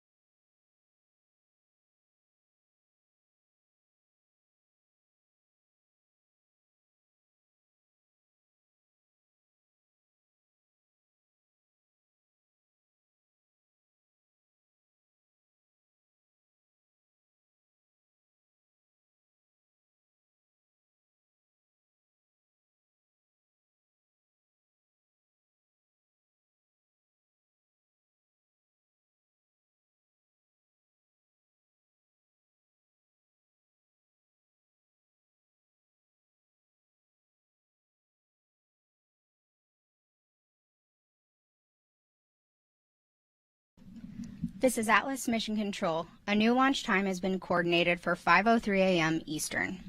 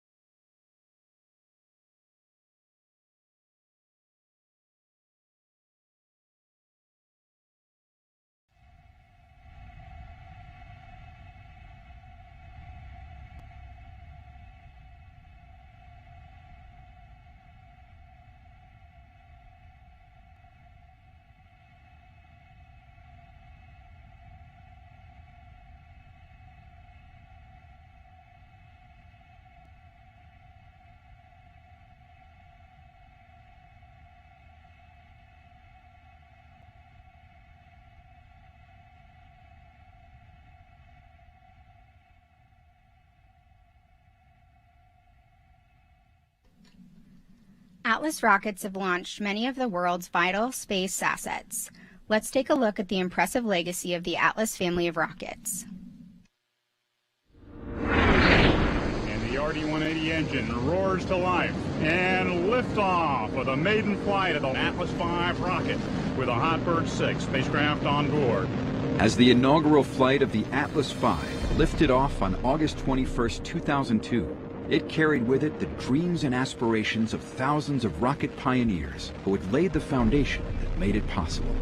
Atlas V continues the Atlas legacy of innovation and accomplishment that has been vital to our nation for more than half a century. Named after the mighty giant of Greek mythology who carried the world on his shoulders, Atlas was conceived as a weapon and a deterrent, but evolved into a system that pushed the envelope with trailblazing innovation and steadfast reliability. At the request of the Air Force, Charlie Bossert and his San Diego-based engineering team began work on a demanding set of requirements to design an intercontinental ballistic missile capable of delivering a 1,500-pound warhead to a target 5,500 miles away. Their answer, which became known as Atlas, was the top national priority in 1955 as the race with the Soviets engulfed the country. On June 11, 1957, the first Atlas flight lifted off from Space Launch Complex 14 at Cape Canaveral, Florida. The flight ended 38 seconds later, but Bossert's team had taken the first step and proven the structural integrity of their innovative pressure-stabilized steel tank. Complete success for the Air Force and Bossert's team would come just 5 months later, on December 17, 1957. Go, honey, keep going, baby.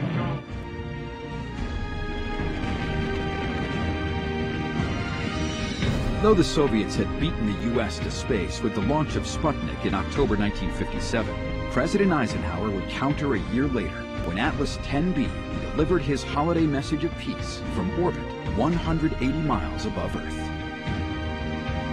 Known as Project SCORE, the orbiting Atlas booster became the world's first communication satellite. This is the President of the United States speaking.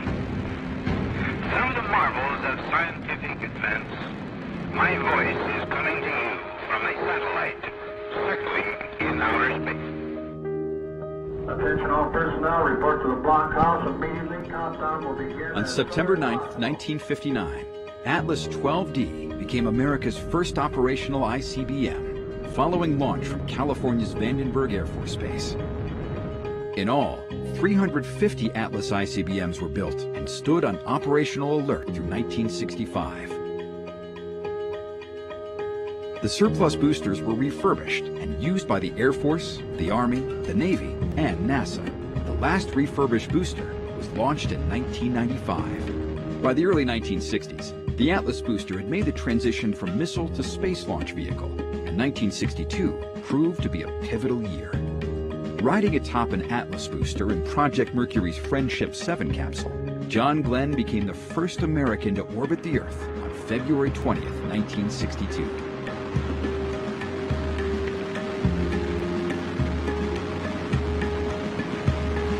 3 additional Mercury flights carrying astronauts Scott Carpenter, Wally Schirra, and Gordon Cooper set the stage for the Gemini flights and the Apollo missions to the moon.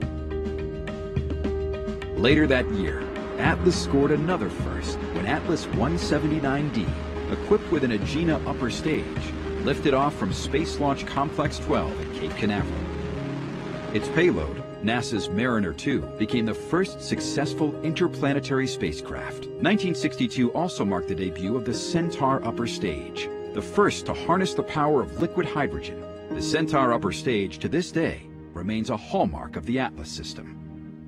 Together, with its Agena and Centaur upper stages, the Atlas booster went on to play a significant role in America's exploration of the solar system, launching virtually every exploration mission in the 1960s and 1970s. It was the first spacecraft that was launched from Earth that had enough energy to escape the entire solar system. During the late 1970s and 1980s, Atlas continued to play important roles in the development of our nation's space program.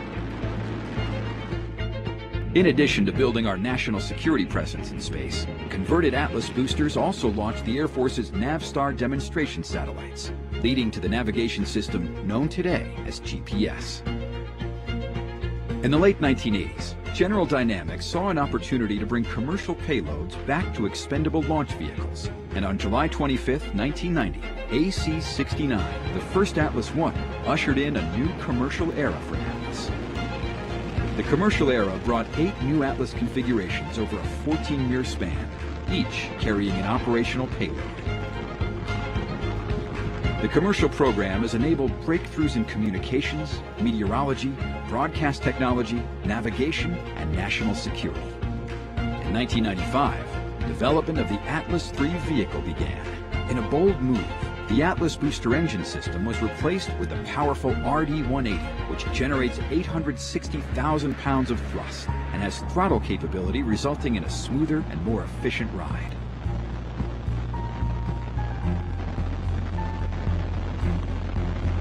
Making its debut from Space Launch Complex 36 on May 24, 2000, the Atlas III provided a substantial performance improvement over the Atlas IIAS. Reliability was increased by reducing the number of engines from 8 to 2 and the elimination of 5 staging events, as well as more than 10,000 parts. This is Atlas Mission Control on T-minus. In 1998, the Atlas team embarked on a development project for the United States Air Force that would forever change the Atlas vehicle. And the RD-180 engine roars to life and liftoff with a maiden flight of the Lockheed Martin Atlas V rocket with a Hotbird 6 spacecraft on board for Eutelsat in Paris, France. For more than 40 years, Atlas vehicles had relied on the pressure-stabilized steel tank developed by Charlie Bossert and his team. In a departure from conventional thinking, the Atlas V development replaced the tank with a structurally stable common core booster. In addition to vehicle modifications, the team took a new approach to processing and launch. Atlas V processing is done vertically, and the mobile service tower has been replaced by a mobile launch platform, which carries the entire assembled vehicle to the launch pad, ready to fuel and launch. The Atlas V is expanded to multiple payload fairing and solid rocket booster configurations, as well as re-establishing a launch capability from the West Coast at Vandenberg Air Force Base. The Atlas vehicle has a long legacy of accomplishment.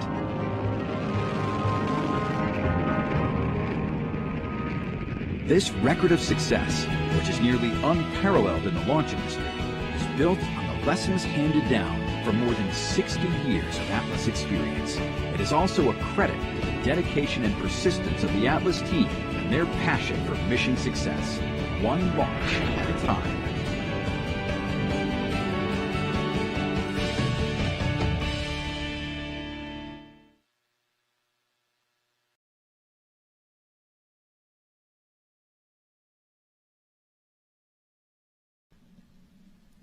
This is Atlas Mission Control. The countdown is holding at T-minus 4 minutes while the launch team awaits acceptable high-altitude wind data for the Atlas V rocket to launch.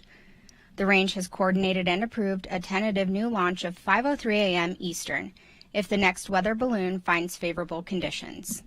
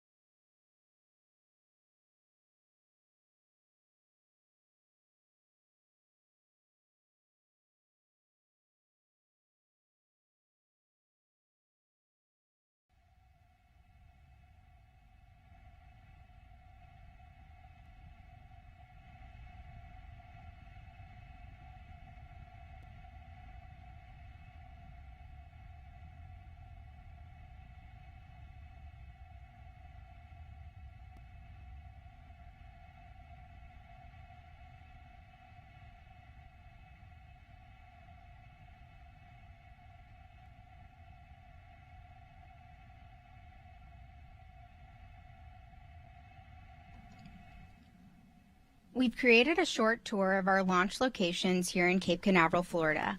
Let's take a look around.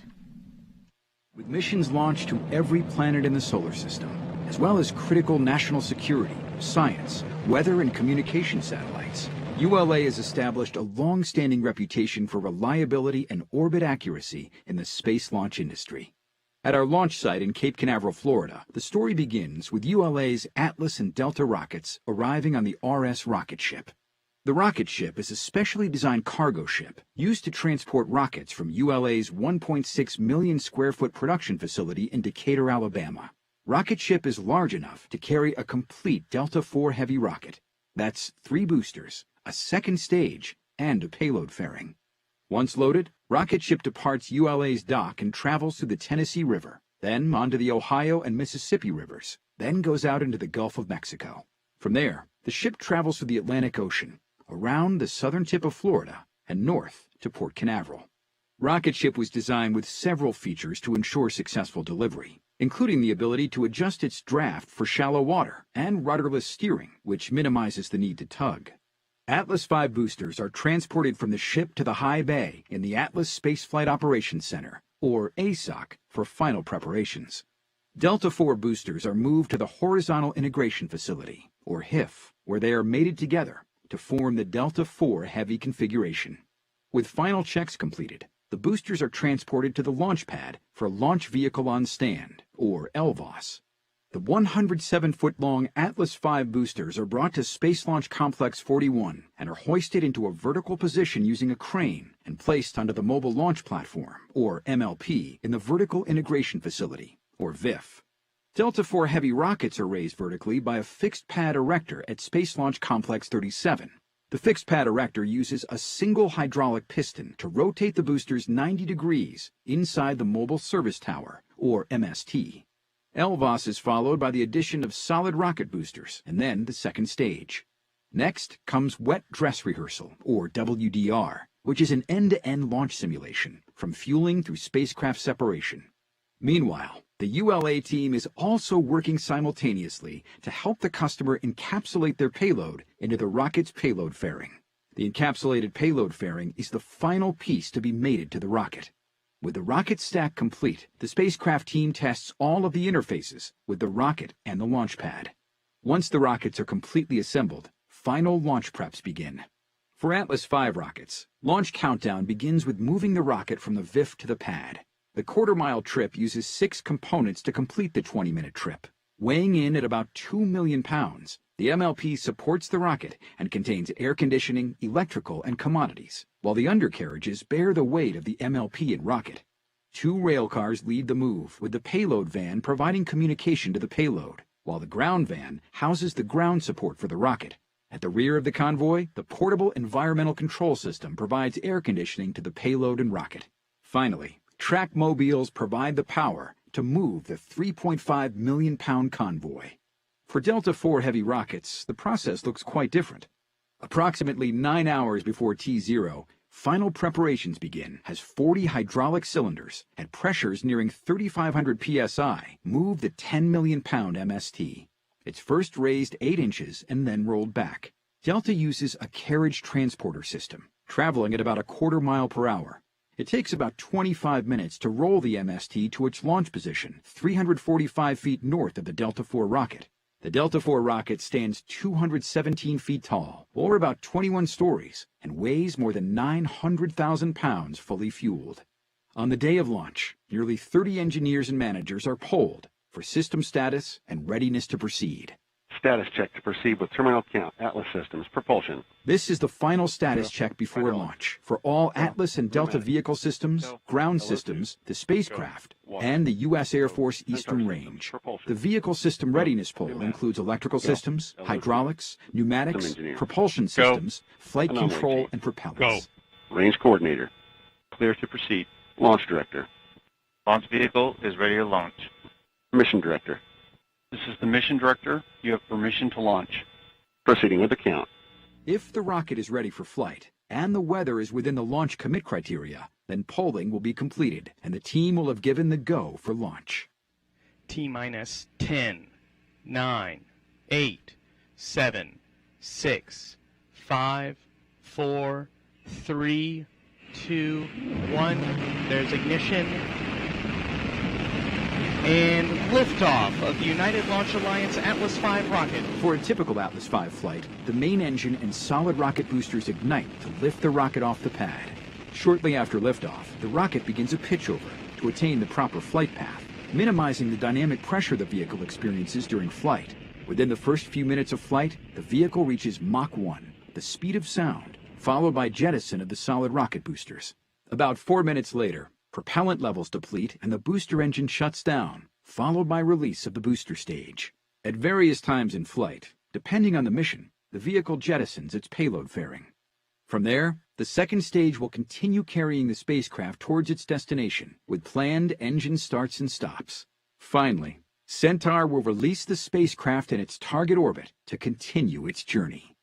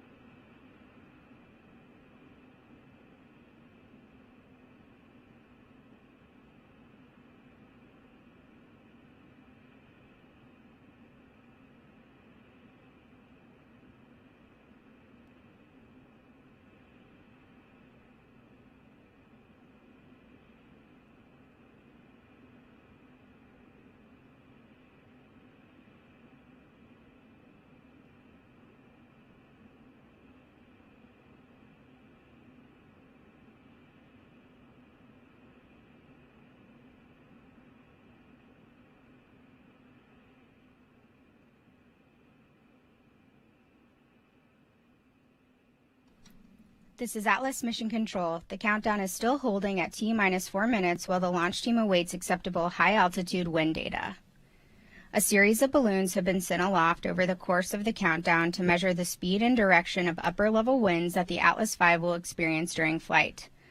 That data is then assessed to verify conditions are within the structural and controllability limits of the launch vehicle configuration.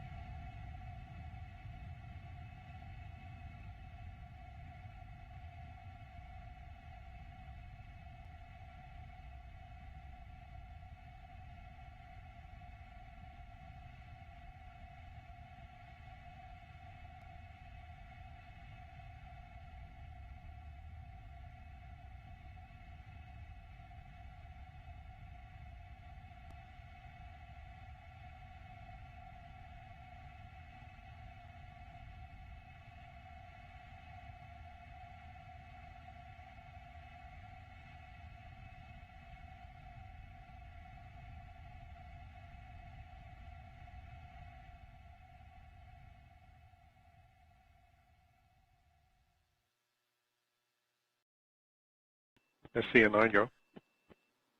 SC, you're on net 1.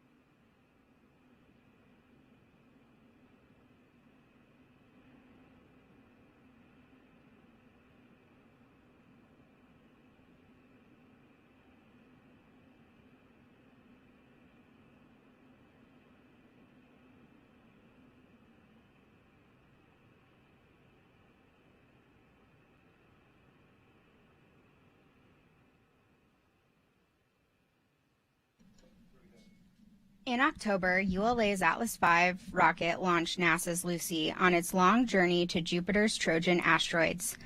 Let's take another look at that historic flight.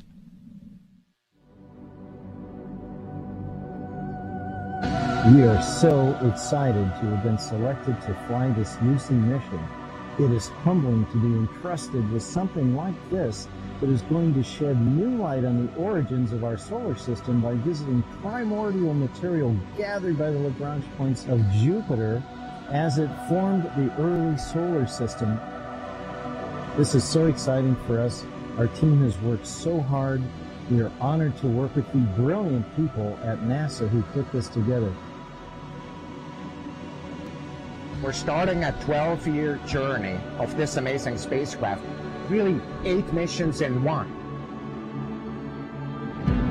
For me, as we are launching this, I think of the amazing team that brought it together. On the rocket it says Lucy Strong, and for me that's the battle cry that brought the team together. Congratulations to everybody. Go Atlas. Go Centaur. Go Lucy. 3, 2, 1, 0.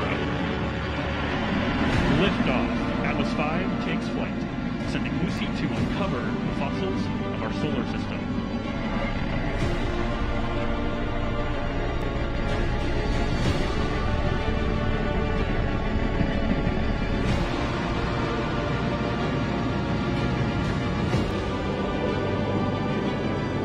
Tower clear.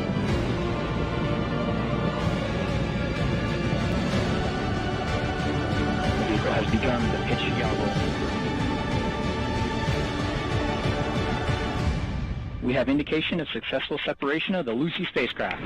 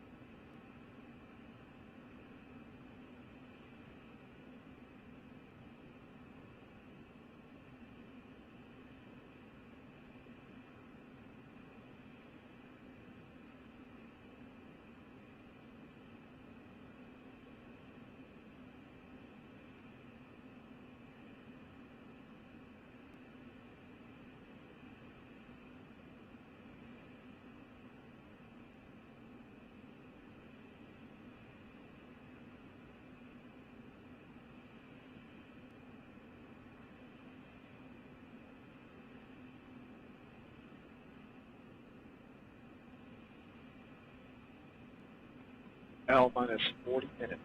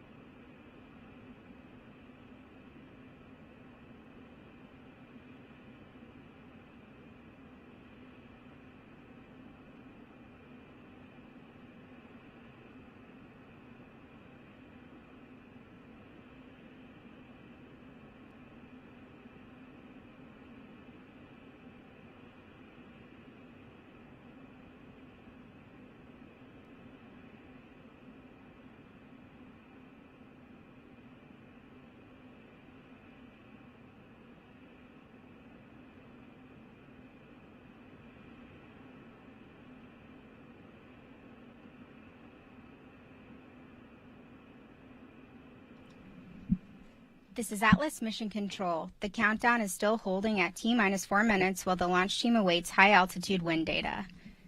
Today's available launch window, which is determined by orbital requirements of the STP-3 payloads, remains open through 6:04 a.m. Eastern Time for the Atlas V rocket to launch from Cape Canaveral Space Force Station in Florida. At the present time, the launch team is postured to resume the countdown for a launch in the middle of the window at 5:03 a.m. Eastern.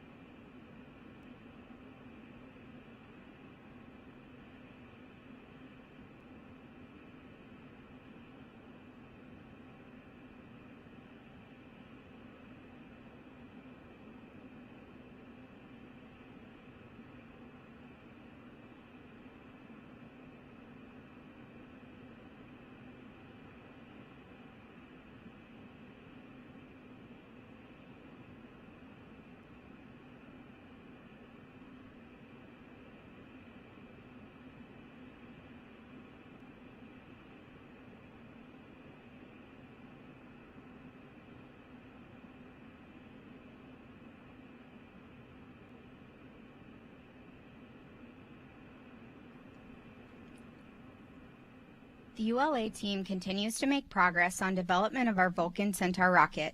Here is an update. Vulcan Centaur production begins with aluminum sheets, expertly machined to remove more than 2/3 of the weight, resulting in the structurally strong yet lightweight orthogrid panels that form Vulcan's propellant tanks. The panels are then bump pressed to form the curves required to complete the tanks. At the same time, rings, adapters, and other structural components are precision milled. Next, the aluminum domes, panels, and other structures that form Vulcan's propellant tanks are first cleaned and etched to a smooth, even surface, and then anodized to harden and prevent corrosion. Following an ultrasonic inspection, 5 completed panels for the liquefied natural gas, or LNG tank, are assembled and joined together using friction stir welding. Unlike traditional welding, where filler material is used to join components, friction stir welding uses a head to stir the metal of the 2 panels together as it moves down the seam. The resulting joint is stronger and produces a lighter weight, higher performing tank. The process is repeated to create the liquid oxygen, or LOX tank, followed by attaching domes to complete the tanks. Circumferential friction stir welding is then used to join the 2 propellant tanks that comprise the Vulcan booster. As production continues on the booster stage, stretch-forming gore panels for the Centaur's second stage propellant tanks is underway. The stainless steel gore panels are welded together to create the propellant tank domes. The gore welder is one of several highly specialized welding stations in the Centaur production process. Just down the aisle, Centaur 5's massive intermediate bulkhead is mated to its ultra-thin tank. Once both propellant tanks are welded, they're mated together to create the Centaur 5 second stage. Once the propellant tanks are joined, the 5.4-meter booster is sprayed with foam insulation before moving to final assembly. Twin BE-4 engines are hot-fired and then mated to Vulcan's thrust structure. With production complete, the booster makes its way onto ULA's rocket ship for its journey to the launch site.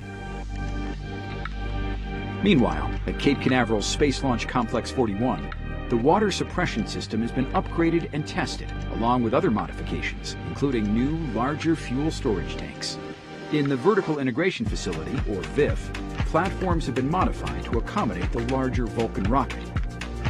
Following the 8-day journey to Cape Canaveral, the booster is offloaded and transported to the VIF, where it is lifted onto the newly constructed Vulcan Launch Platform, or VLP.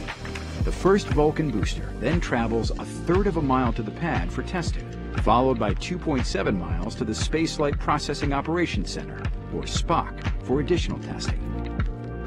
This launch site testing culminates with another trip to the pad, where the LOX and LNG tanks will be filled and chilled to flight levels and temperatures.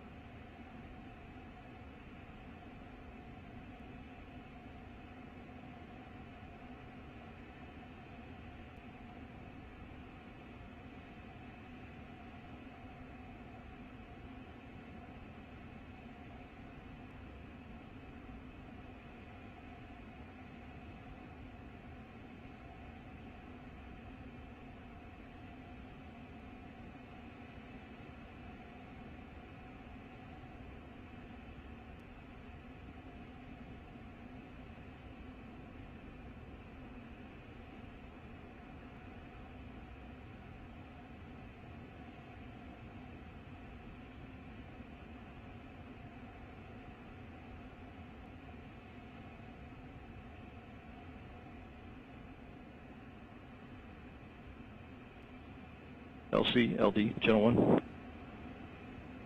Go, LD. Roger, please load our contingency address file. Roger, and do you have the file number? Roger, sir, file number is 06. Roger that. Flight control, LC, that one. Go ahead, this flight control. For Operation 6D, Step 220, load contingency file adjust AV093_06. Roger.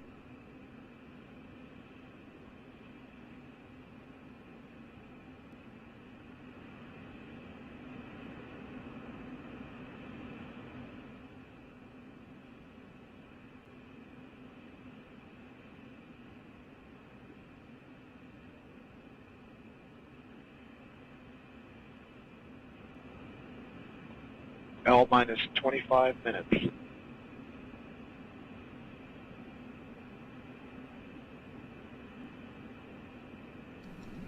This is Atlas Mission Control. The countdown is still holding at T-minus 4 minutes while the launch team awaits high-altitude wind data. We are proceeding towards the new launch time of 5:03 a.m. Eastern. On board the Atlas V rocket, there are several payloads including NASA technology that could revolutionize how we communicate to and from space. Here's more on NASA's Laser Communications Relay Demonstration, or LCRD.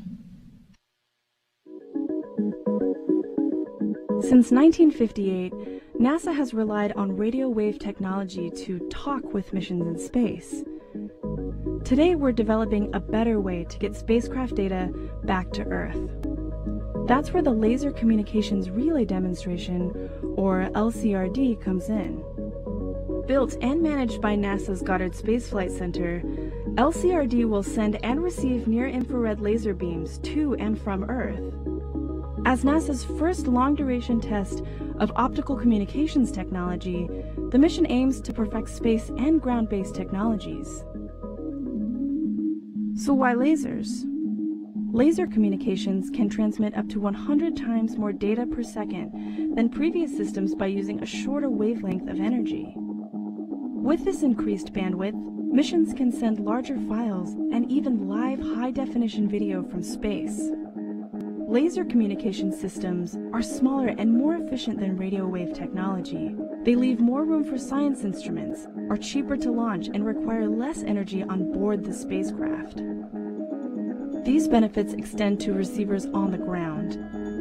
Earth-based laser communication receivers can be up to 44 times smaller than the current radio antennas. LCRD is the next step in making these technologies a reality, helping NASA to push the boundaries of scientific discovery and exploration. Eventually, NASA will integrate this technology into future missions, as well as share it with commercial companies.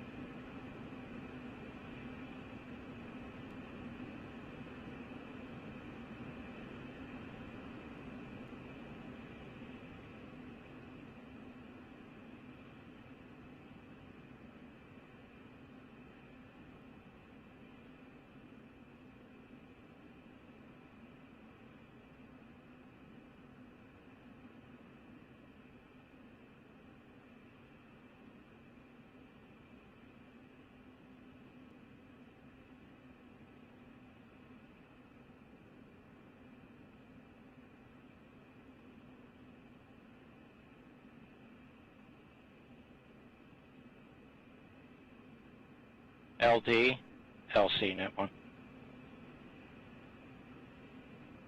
LD on 1. Okay, you are tracking for our new T0 of 1003 Zulu, and L20, I'm expecting SV to go internal, and we'll reevaluate winds prior to go to IFPS power. Roger, concur.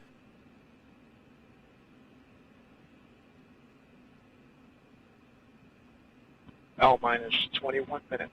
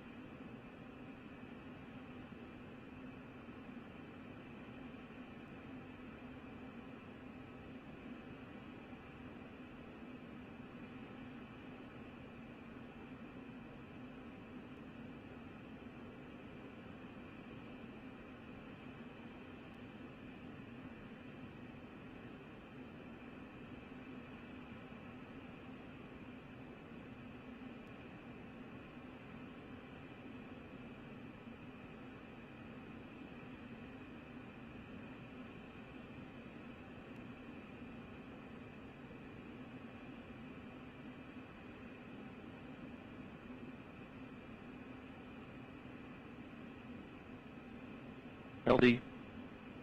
LC, LD, Channel 1. Go. Roger, sir. We've got a report that upper level winds will be red at the open of our window.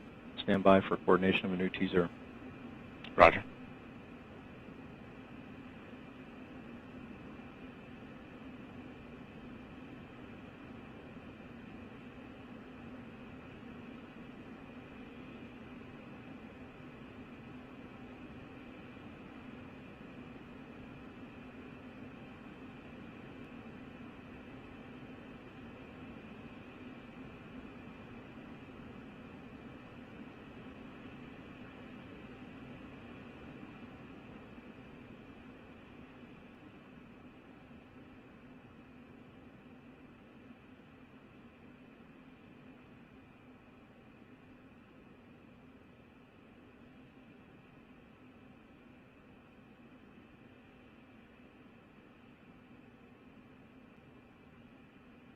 Spacecraft coordinator LC, that one.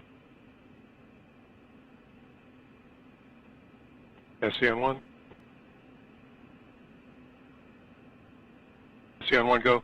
Yeah, so we'll stand by until I get further direction on T0 for spacecraft coordination. Understood. LC, LD, Channel 1. Go, LD. Roger, sir. Please coordinate a new T0 with the range of 10:19Z. That's 10:19Z. Roger. RC, LC, net 1. RCN1. Please coordinate a new T0 of 10:19 Zulu. Roger and work. ALC, please set the clock of 10:19. Roger.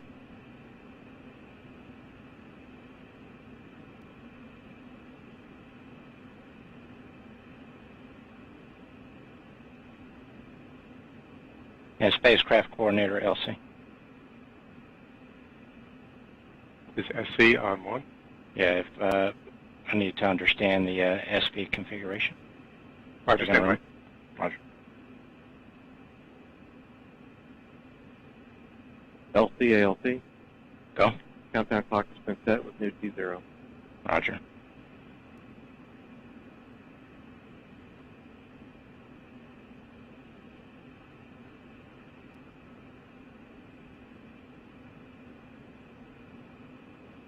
LC, SC on 1.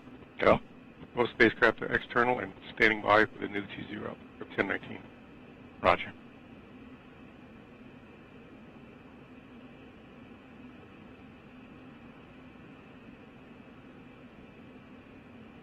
L minus 30 minutes.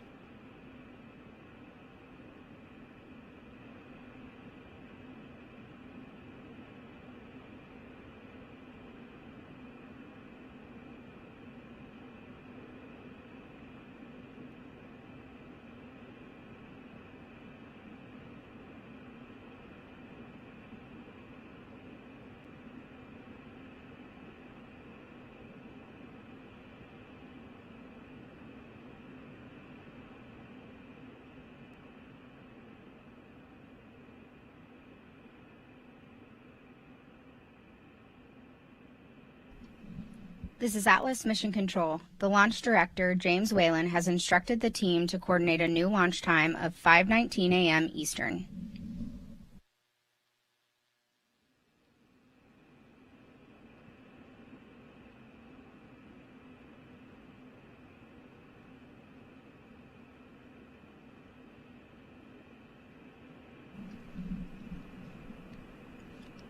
Space communications infrastructure in space and on the ground enables the data collected by missions to reach Earth, upgrading our capacity for discovery.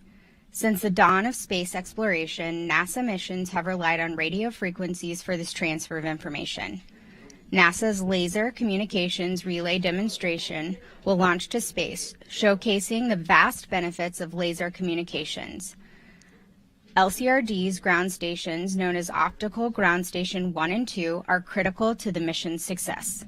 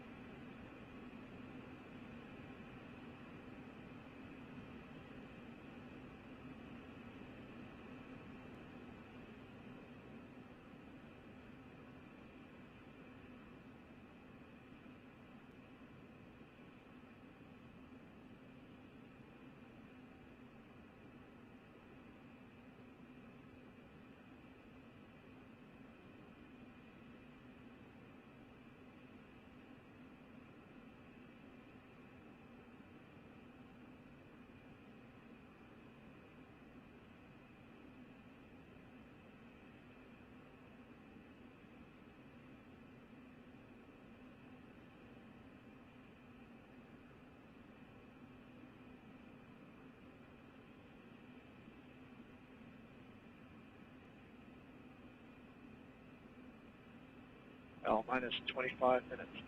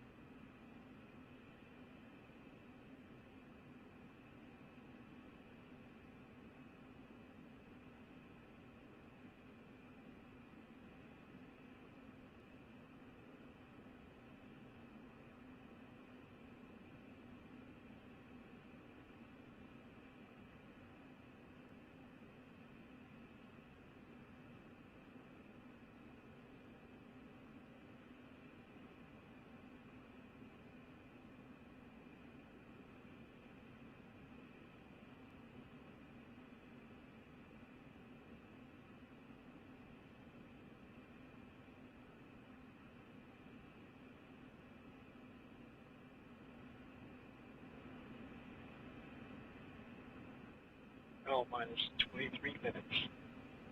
Flight control, verify IFPS power is disabled. Verified.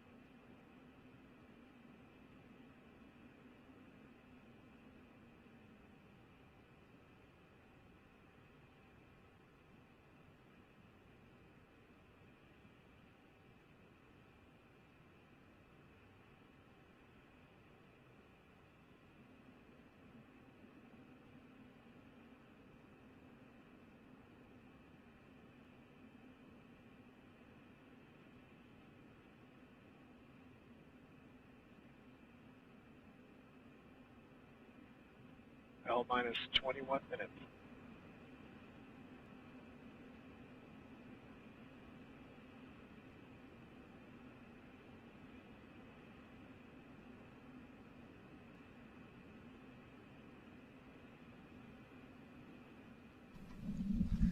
This is Atlas Mission Control. The countdown remains holding at T-minus 4 minutes while the team continues to wait on the winds aloft. A new T0 is planned at 5:19 a.m. Eastern. Today's trajectory is long and complex. Here's ULA's President and CEO, Tori Bruno, to explain the flight in more detail. I want to talk to you about our next mission, STP-3. It's a very, very cool mission. I'm here in the DOSC, the Operations Center in Denver, which is going to be filled with engineers in just a few days. This mission is a rare and unique trajectory, something we call a direct injection into GSO, or geosynchronous orbit. We're going to use our biggest Atlas, the 551, the Bruiser, 5 solid rocket motors, 2.6 million pounds of thrust at liftoff to do this. The spacecraft is also pretty cool, but that's classified. So back to the rocket. When we lift off, we're going to go straight up into the sky. We're going to be nearly orbital when the first stage finishes. It'll just take a few minutes to consume all that propellant, and then Centaur will take over. It'll take us with a very short burn just into a LEO parking orbit, so we can coast around to be perfectly aligned for the latitude we want for this spacecraft. Then it's going to do a hard burn. It's going to throw us out on a big elliptical orbit, a home and transfer that exactly intersects at its highest altitude with the destination. Normally, you'd be done right now, and the rocket would drop you off, and the spacecraft would have to use its own fuel to circularize that orbit, shortening its life. But not this time. This time, Centaur's going to go all the way. We're going to coast for 5 long hours, because that's how long it takes to get from LEO to GEO. And then just as we are intersecting that altitude, Centaur will come back to life, fire up for another burn, and lift that perigee all the way out into a perfect circular orbit at geosynchronous altitude, 36,000 kilometers above Earth, a period that is exactly a day, so the spacecraft appears to hover in the sky. Go Atlas, go Centaur, go STP-3.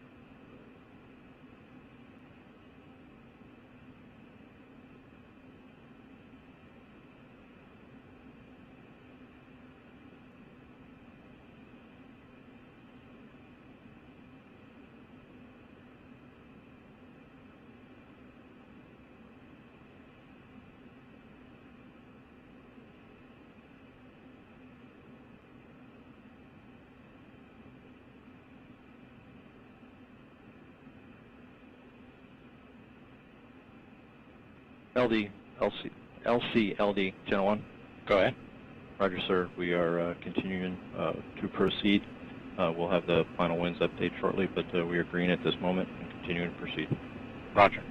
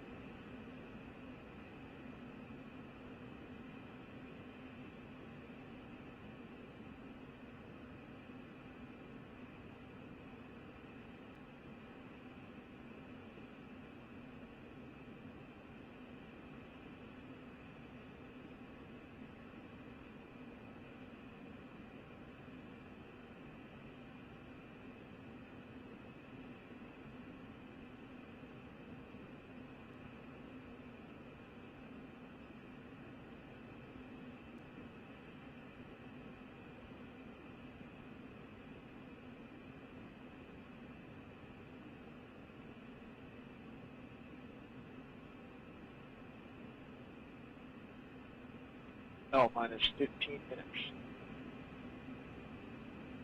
LC, this is SAT-6 on Channel 1. Go. STP SAT-6 is on internal power and is prepared to enable the in-flight power system. Roger. Flight control, enable SAT-6 IFPS. Roger.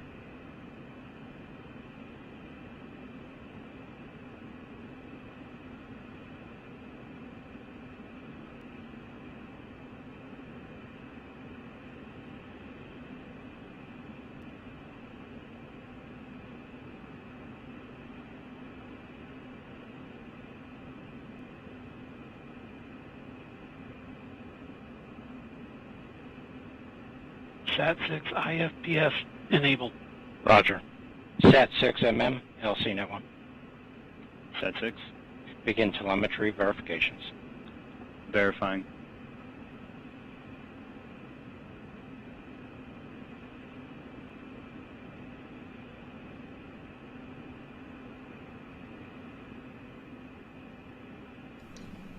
As you heard moments ago, we are currently green for weather. We are proceeding towards a 5:19 a.m. Eastern launch. Polling will begin in just a few moments.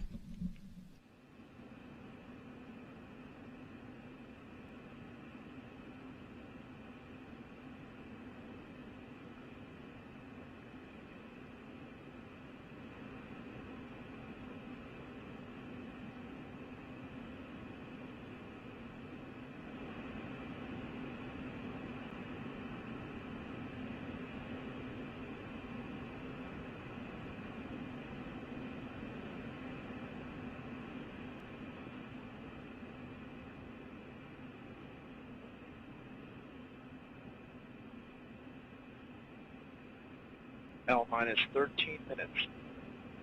LC, this is LVPE on Channel 1. Go. LVPE-1 is on internal power and is prepared to enable the in-flight power system. Roger. Flight control, enable LDPE IFPS. Roger.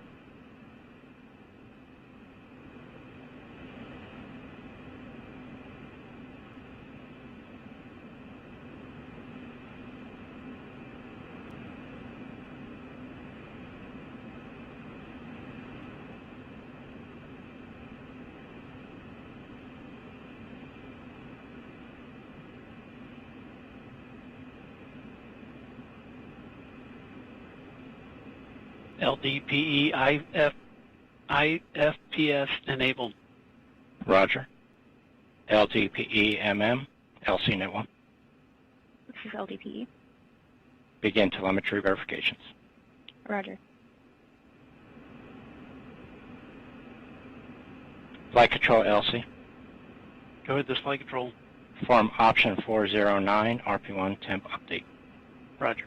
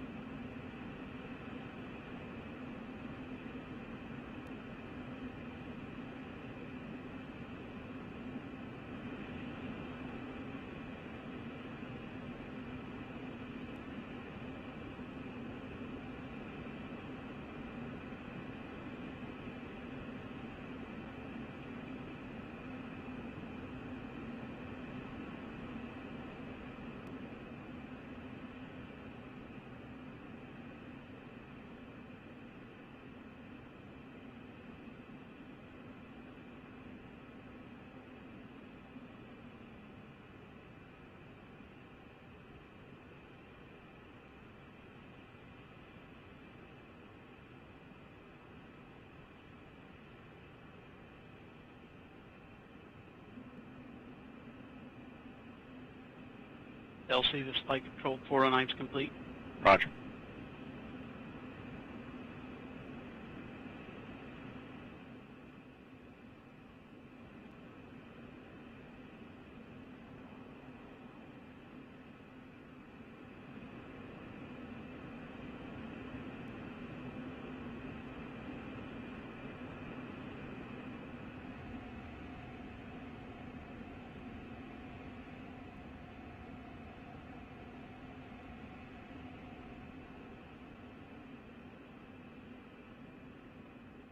L minus 10 minutes. All communications switch to channel 1. All personnel and visitors remain in present position until launch. Maintain operational silence in the LCC.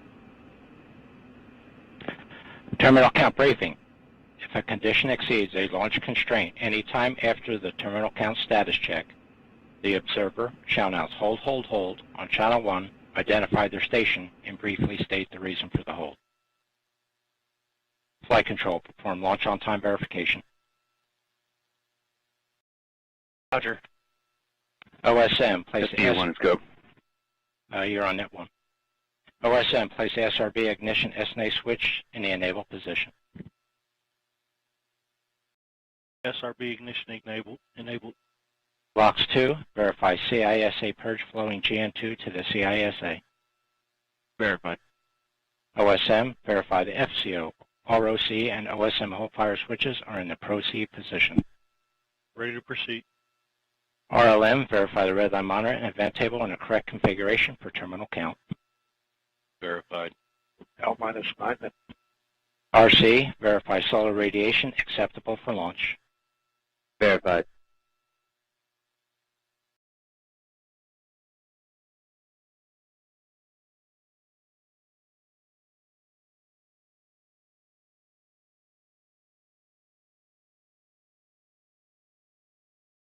Launch on time verified.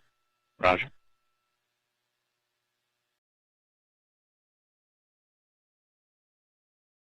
LC switch to the ready position. All steps are complete prior to the status check.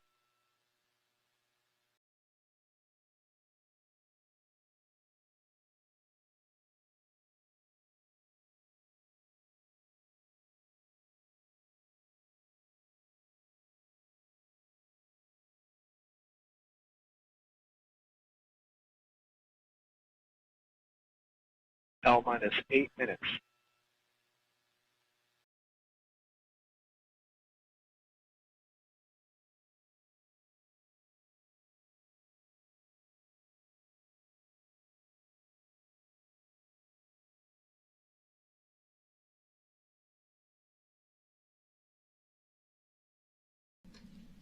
We remain in the planned 30-minute hold as we continue towards liftoff.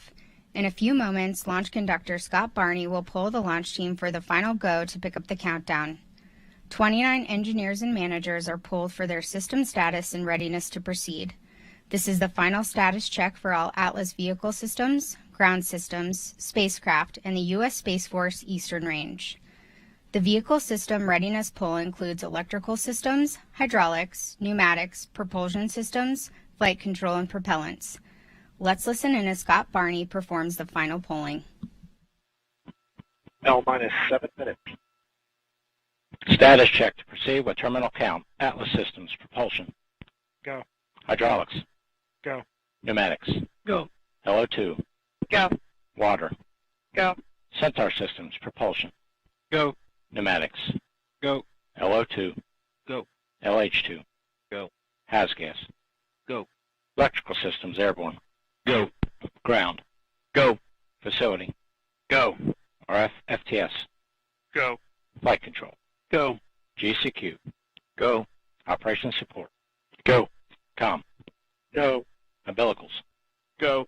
ECS. Go. Redline monitor. Go. Quality. Go. Op safety manager. Go. ULA safety officer. Go. Vehicle system engineer. Go. Anomaly chief. Go. Range coordinator. Clear to proceed. Launch director. Launch vehicle is ready to launch. Mission director. You have permission to launch. Proceeding with the count. ALC, verify T0 is set for 10:190. Verified. Polling is complete, and the ULA launch team and the Space Force mission director go for launch. From T-minus 4 minutes until launch, you will be listening to Scott Barney and his team performing the final steps in the countdown procedure. Several critical activities occur in the final minutes leading to launch, including verifying fuel tank levels and pressures in the booster and Centaur, as well as arming the flight termination system. At T-minus 25 seconds, you'll hear Go Atlas, Go Centaur, Go STP-3. This is the final status check of Atlas, Centaur, and STP-3 readiness. At T-minus 3 seconds, the main engine ignites, followed by ignition of the solid rocket boosters.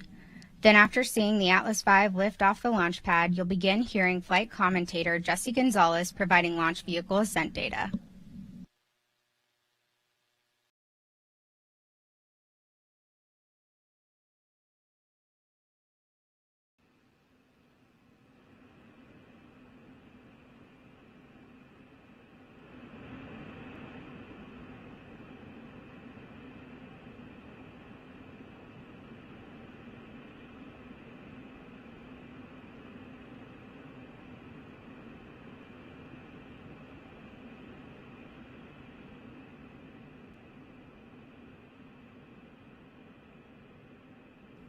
This is Atlas Mission Control at T-minus 4 minutes and holding.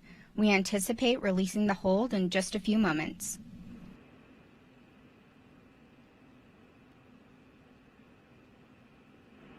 On my mark, the time will be T-minus 4 minutes and counting. 3, 2, 1, mark.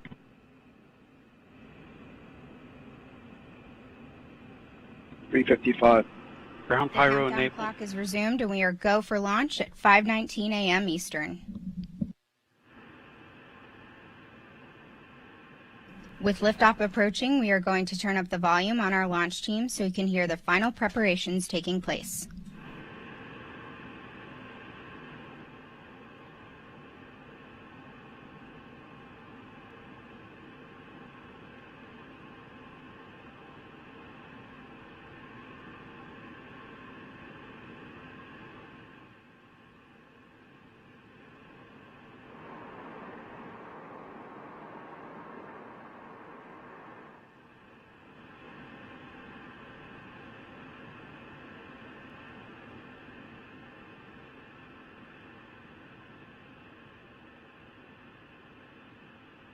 Three minutes.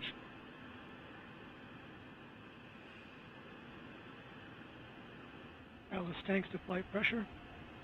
Securing LO2 topping. 250. FCS internal.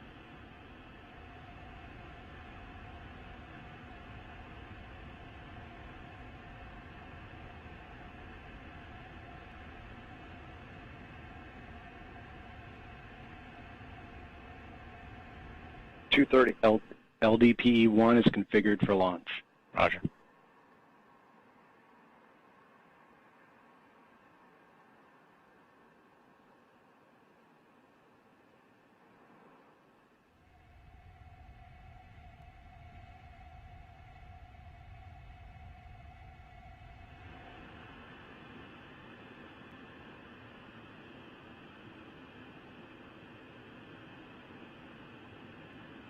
One minute 59. Vehicle internal. 155. Launch signature start. 150. Securing Centaur LH2. Securing Centaur LO2.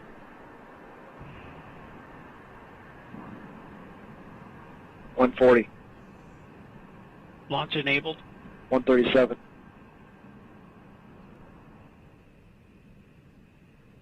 FCS armed. T-minus 90 seconds. The launch vehicle, payload ground systems, and Eastern Range are go for launch. 120. OCUs armed. SCS count started. 115. Produce CCS for launch. Roger. 110. Vent valves locked.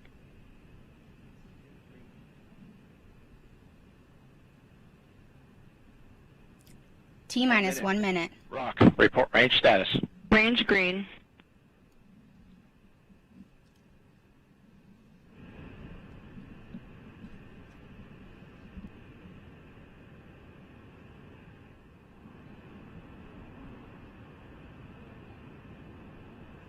40 seconds.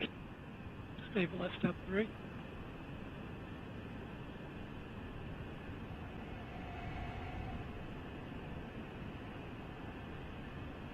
$28. ECS produced for launch. Roger. $25. Status check. Go Atlas. Go Centaur. Go STP-3.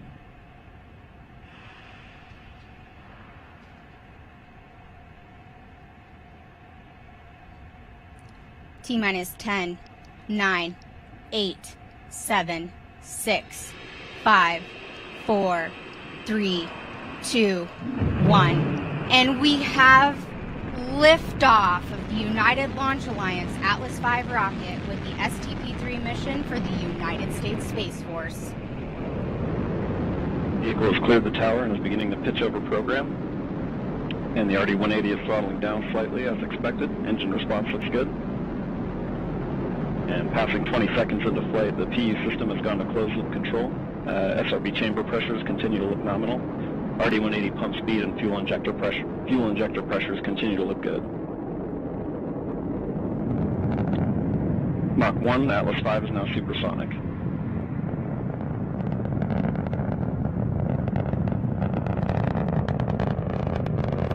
Passing 45 seconds into flight, vehicle is now passing through max Q, maximum dynamic pressure.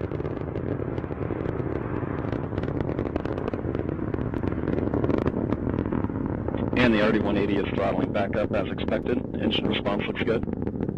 Passing 1 minute into flight, the vehicle is now 9 miles in altitude, 7 miles downrange, traveling at 2,200 miles per hour.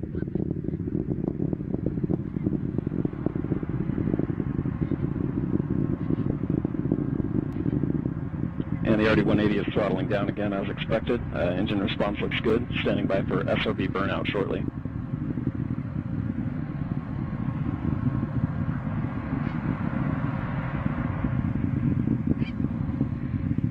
And just past a minute and a half into flight, we have burnout on all 5 SRBs. Burnout pressure signatures are looking good, and the RD-180 is being throttled back up as expected following SRB burnout, standing by for jettison shortly.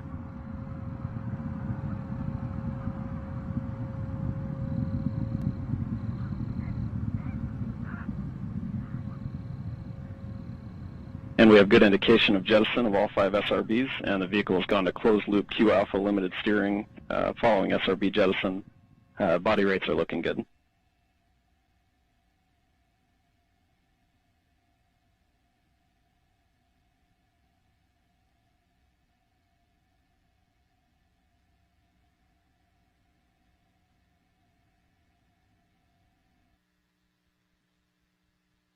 And coming up on 2.5 minutes into flight, a little over 2 minutes remaining in the boost phase of flight.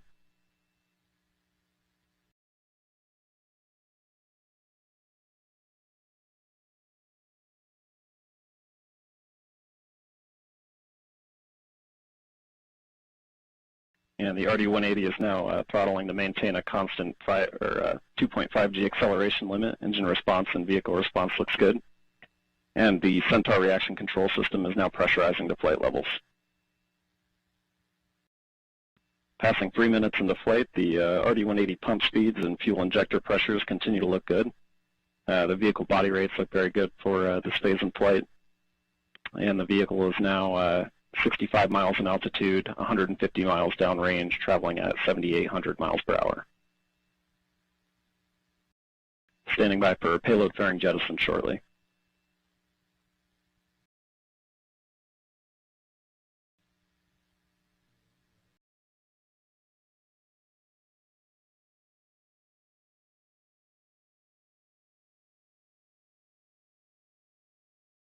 And we have good indication of payload fairing jettison. And we have Centaur forward load reactor deck jettison. And the RD-180 is throttling back up as expected. Engine response looks good.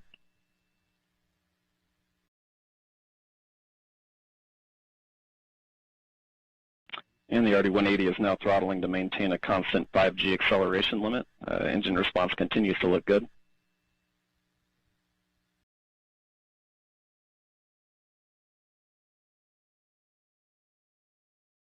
And Centaur has begun the boost phase chill down portion of flight to thermally condition the RL-10 for operation.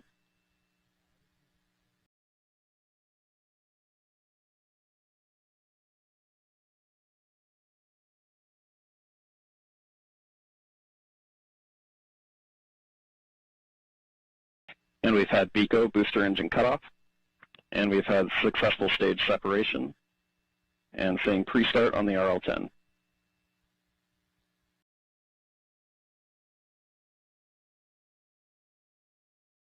And we've had ignition for the first burn. This will be the first of 3 Centaur burns for today's mission and will last a little under 6 minutes. The RL-10 startup parameters are looking good, and seeing the body rates close out nicely.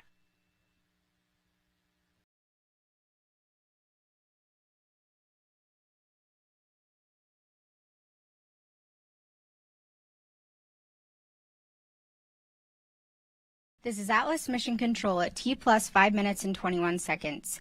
You just heard our flight commentator, Jesse Gonzalez, confirm the successful completion of the early phase of today's flight, and all systems continue to operate nominally. Our next event, Centaur main engine cutoff, will occur in approximately 5 minutes. I'm now joined by Emma Coates. She's RUOG's Payload Fairing Program Manager. Thank you so much for being here with us today. Yes, thanks so much for having me. It's such an accomplishment to be here and to witness the jettison of our first payload fairing, our first out-of-autoclave payload fairing. Yes, it's been great. I mean, it's a huge accomplishment for the team, and we're going to talk a lot about what that means, out-of-autoclave manufacturing. But as you know, you guys have been producing payload fairings for us for quite some time, but this is the first one that we've flown using the out-of-autoclave process. Can you explain to us a little bit about what that means? Yeah, so normally when we talk in autoclave or out of autoclave, we're talking about the curing or the baking process that goes into creating a payload fairing or a composite structure. The autoclave itself is actually the container that is performing this curing or baking process. Great. So in autoclave versus out of autoclave, what are some of the benefits of the out of autoclave process? So a few of the benefits of the out of autoclave process is actually the fact that we're able to be a little bit lighter in weight. We like that. Right. So we're saving time and cost and everything also because we don't have to have that same internal pressure requirement that's used in the in autoclave process. We're able to lay up an entire half shell of a fairing with just one oven cure cycle, which saves a ton of time. That's great. I mean, a lot of efficiencies there. We're all about efficiencies and making things better going forward. So what a huge accomplishment and what a fantastic process you just kind of went through for us. So as you know, you have a production facility that also shares our ULA Decatur production facility. This was the first fairing that was actually produced there and flown now. Can you tell us a little bit about the partnership between RUOG and ULA? Gotcha. Yeah, so we have many years that, as you mentioned before, we've got a ton of years of partnership with ULA, both on our RUOG Switzerland side and our RUOG US side. But with this being the first one out of Decatur, this actually allowed us to be super close to you guys, sharing that wall essentially. So we were actually able to issue, I guess, better delivery, I guess would be the time frame, or be the thing, but we were able to have better delivery times, save on logistics, which is, again, saving on a ton of costs. We love the efficiency. Again, we're talking about efficiencies here. Yeah. I mean, the one thing that's been great, we obviously talked about process efficiencies, which was awesome, but I mean, you're talking about process flow efficiencies as well. We literally share a wall with our two facilities, so you can't get more efficient than that. Yeah. All right, so something near and dear to my heart. I've been lucky enough to work with you on the Vulcan development program for a long time now. As our viewers may not know, you're actually producing the Vulcan payload fairing press as well. So can you give us a little bit of a status on where we're at with that development program? Sure. So we're actually nearing the completion of our qualification process for that. And of course, we're gathering all of our lessons learned from this launch and any of the other payload fairings we're building as well. That way we can make sure that Vulcan is also a success as well. Right, and it's been so great to watch that qualification testing that we've been doing at Marshall Space Flight Center. Exactly. So excited to see that come to completion and fruition and things like that. So it's been really great, learning more about the first out-of-autoclave fairing. I'm so happy to have you here. Emma, thank you for joining us, and I hope you have a good rest of your day. And again, congratulations. Thanks so much for having me. All right. Okay, let's get back to the mission. We're coming up on the end of the first of 3 Centaur engine burns. Our next event is the first Centaur main engine cutoff for MECO 1. Once again, here's Jesse Gonzalez.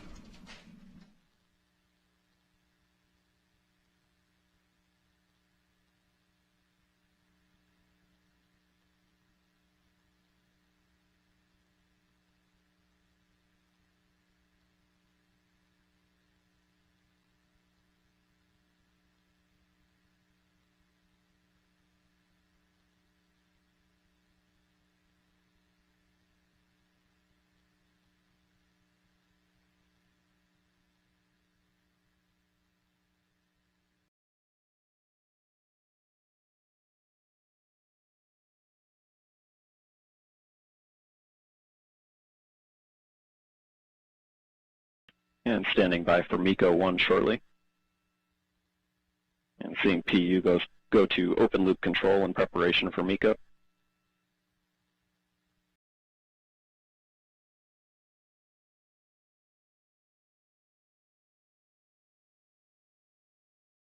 And we have MECO. Engine cutoff pressure signatures look good. Centaur will coast for approximately 1 hour prior to the next burn. And the RCS system is now commanding 100% settling to settle propellants in the tank following the burn.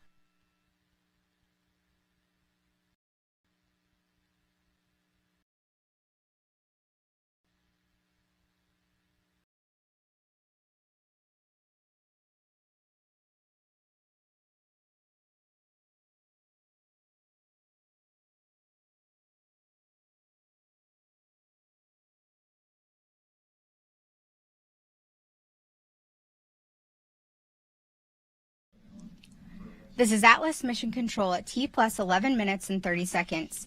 Jesse Gonzalez just reported the successful completion of the first of 3 Centaur engine burns. Centaur is now in coasting over the Atlantic Ocean west of Africa, but we still have a long way to go. STPSat-6 is scheduled to separate from Centaur into geosynchronous orbit in just about 6 hours and 20 minutes, followed by 40 minutes later by separation of LDPE-1. To tell us more about the spacecraft, I am now joined by the STPSat-6 Program Director, Ray Crow. Ray, thank you so much for being here today. Oh, I'm absolutely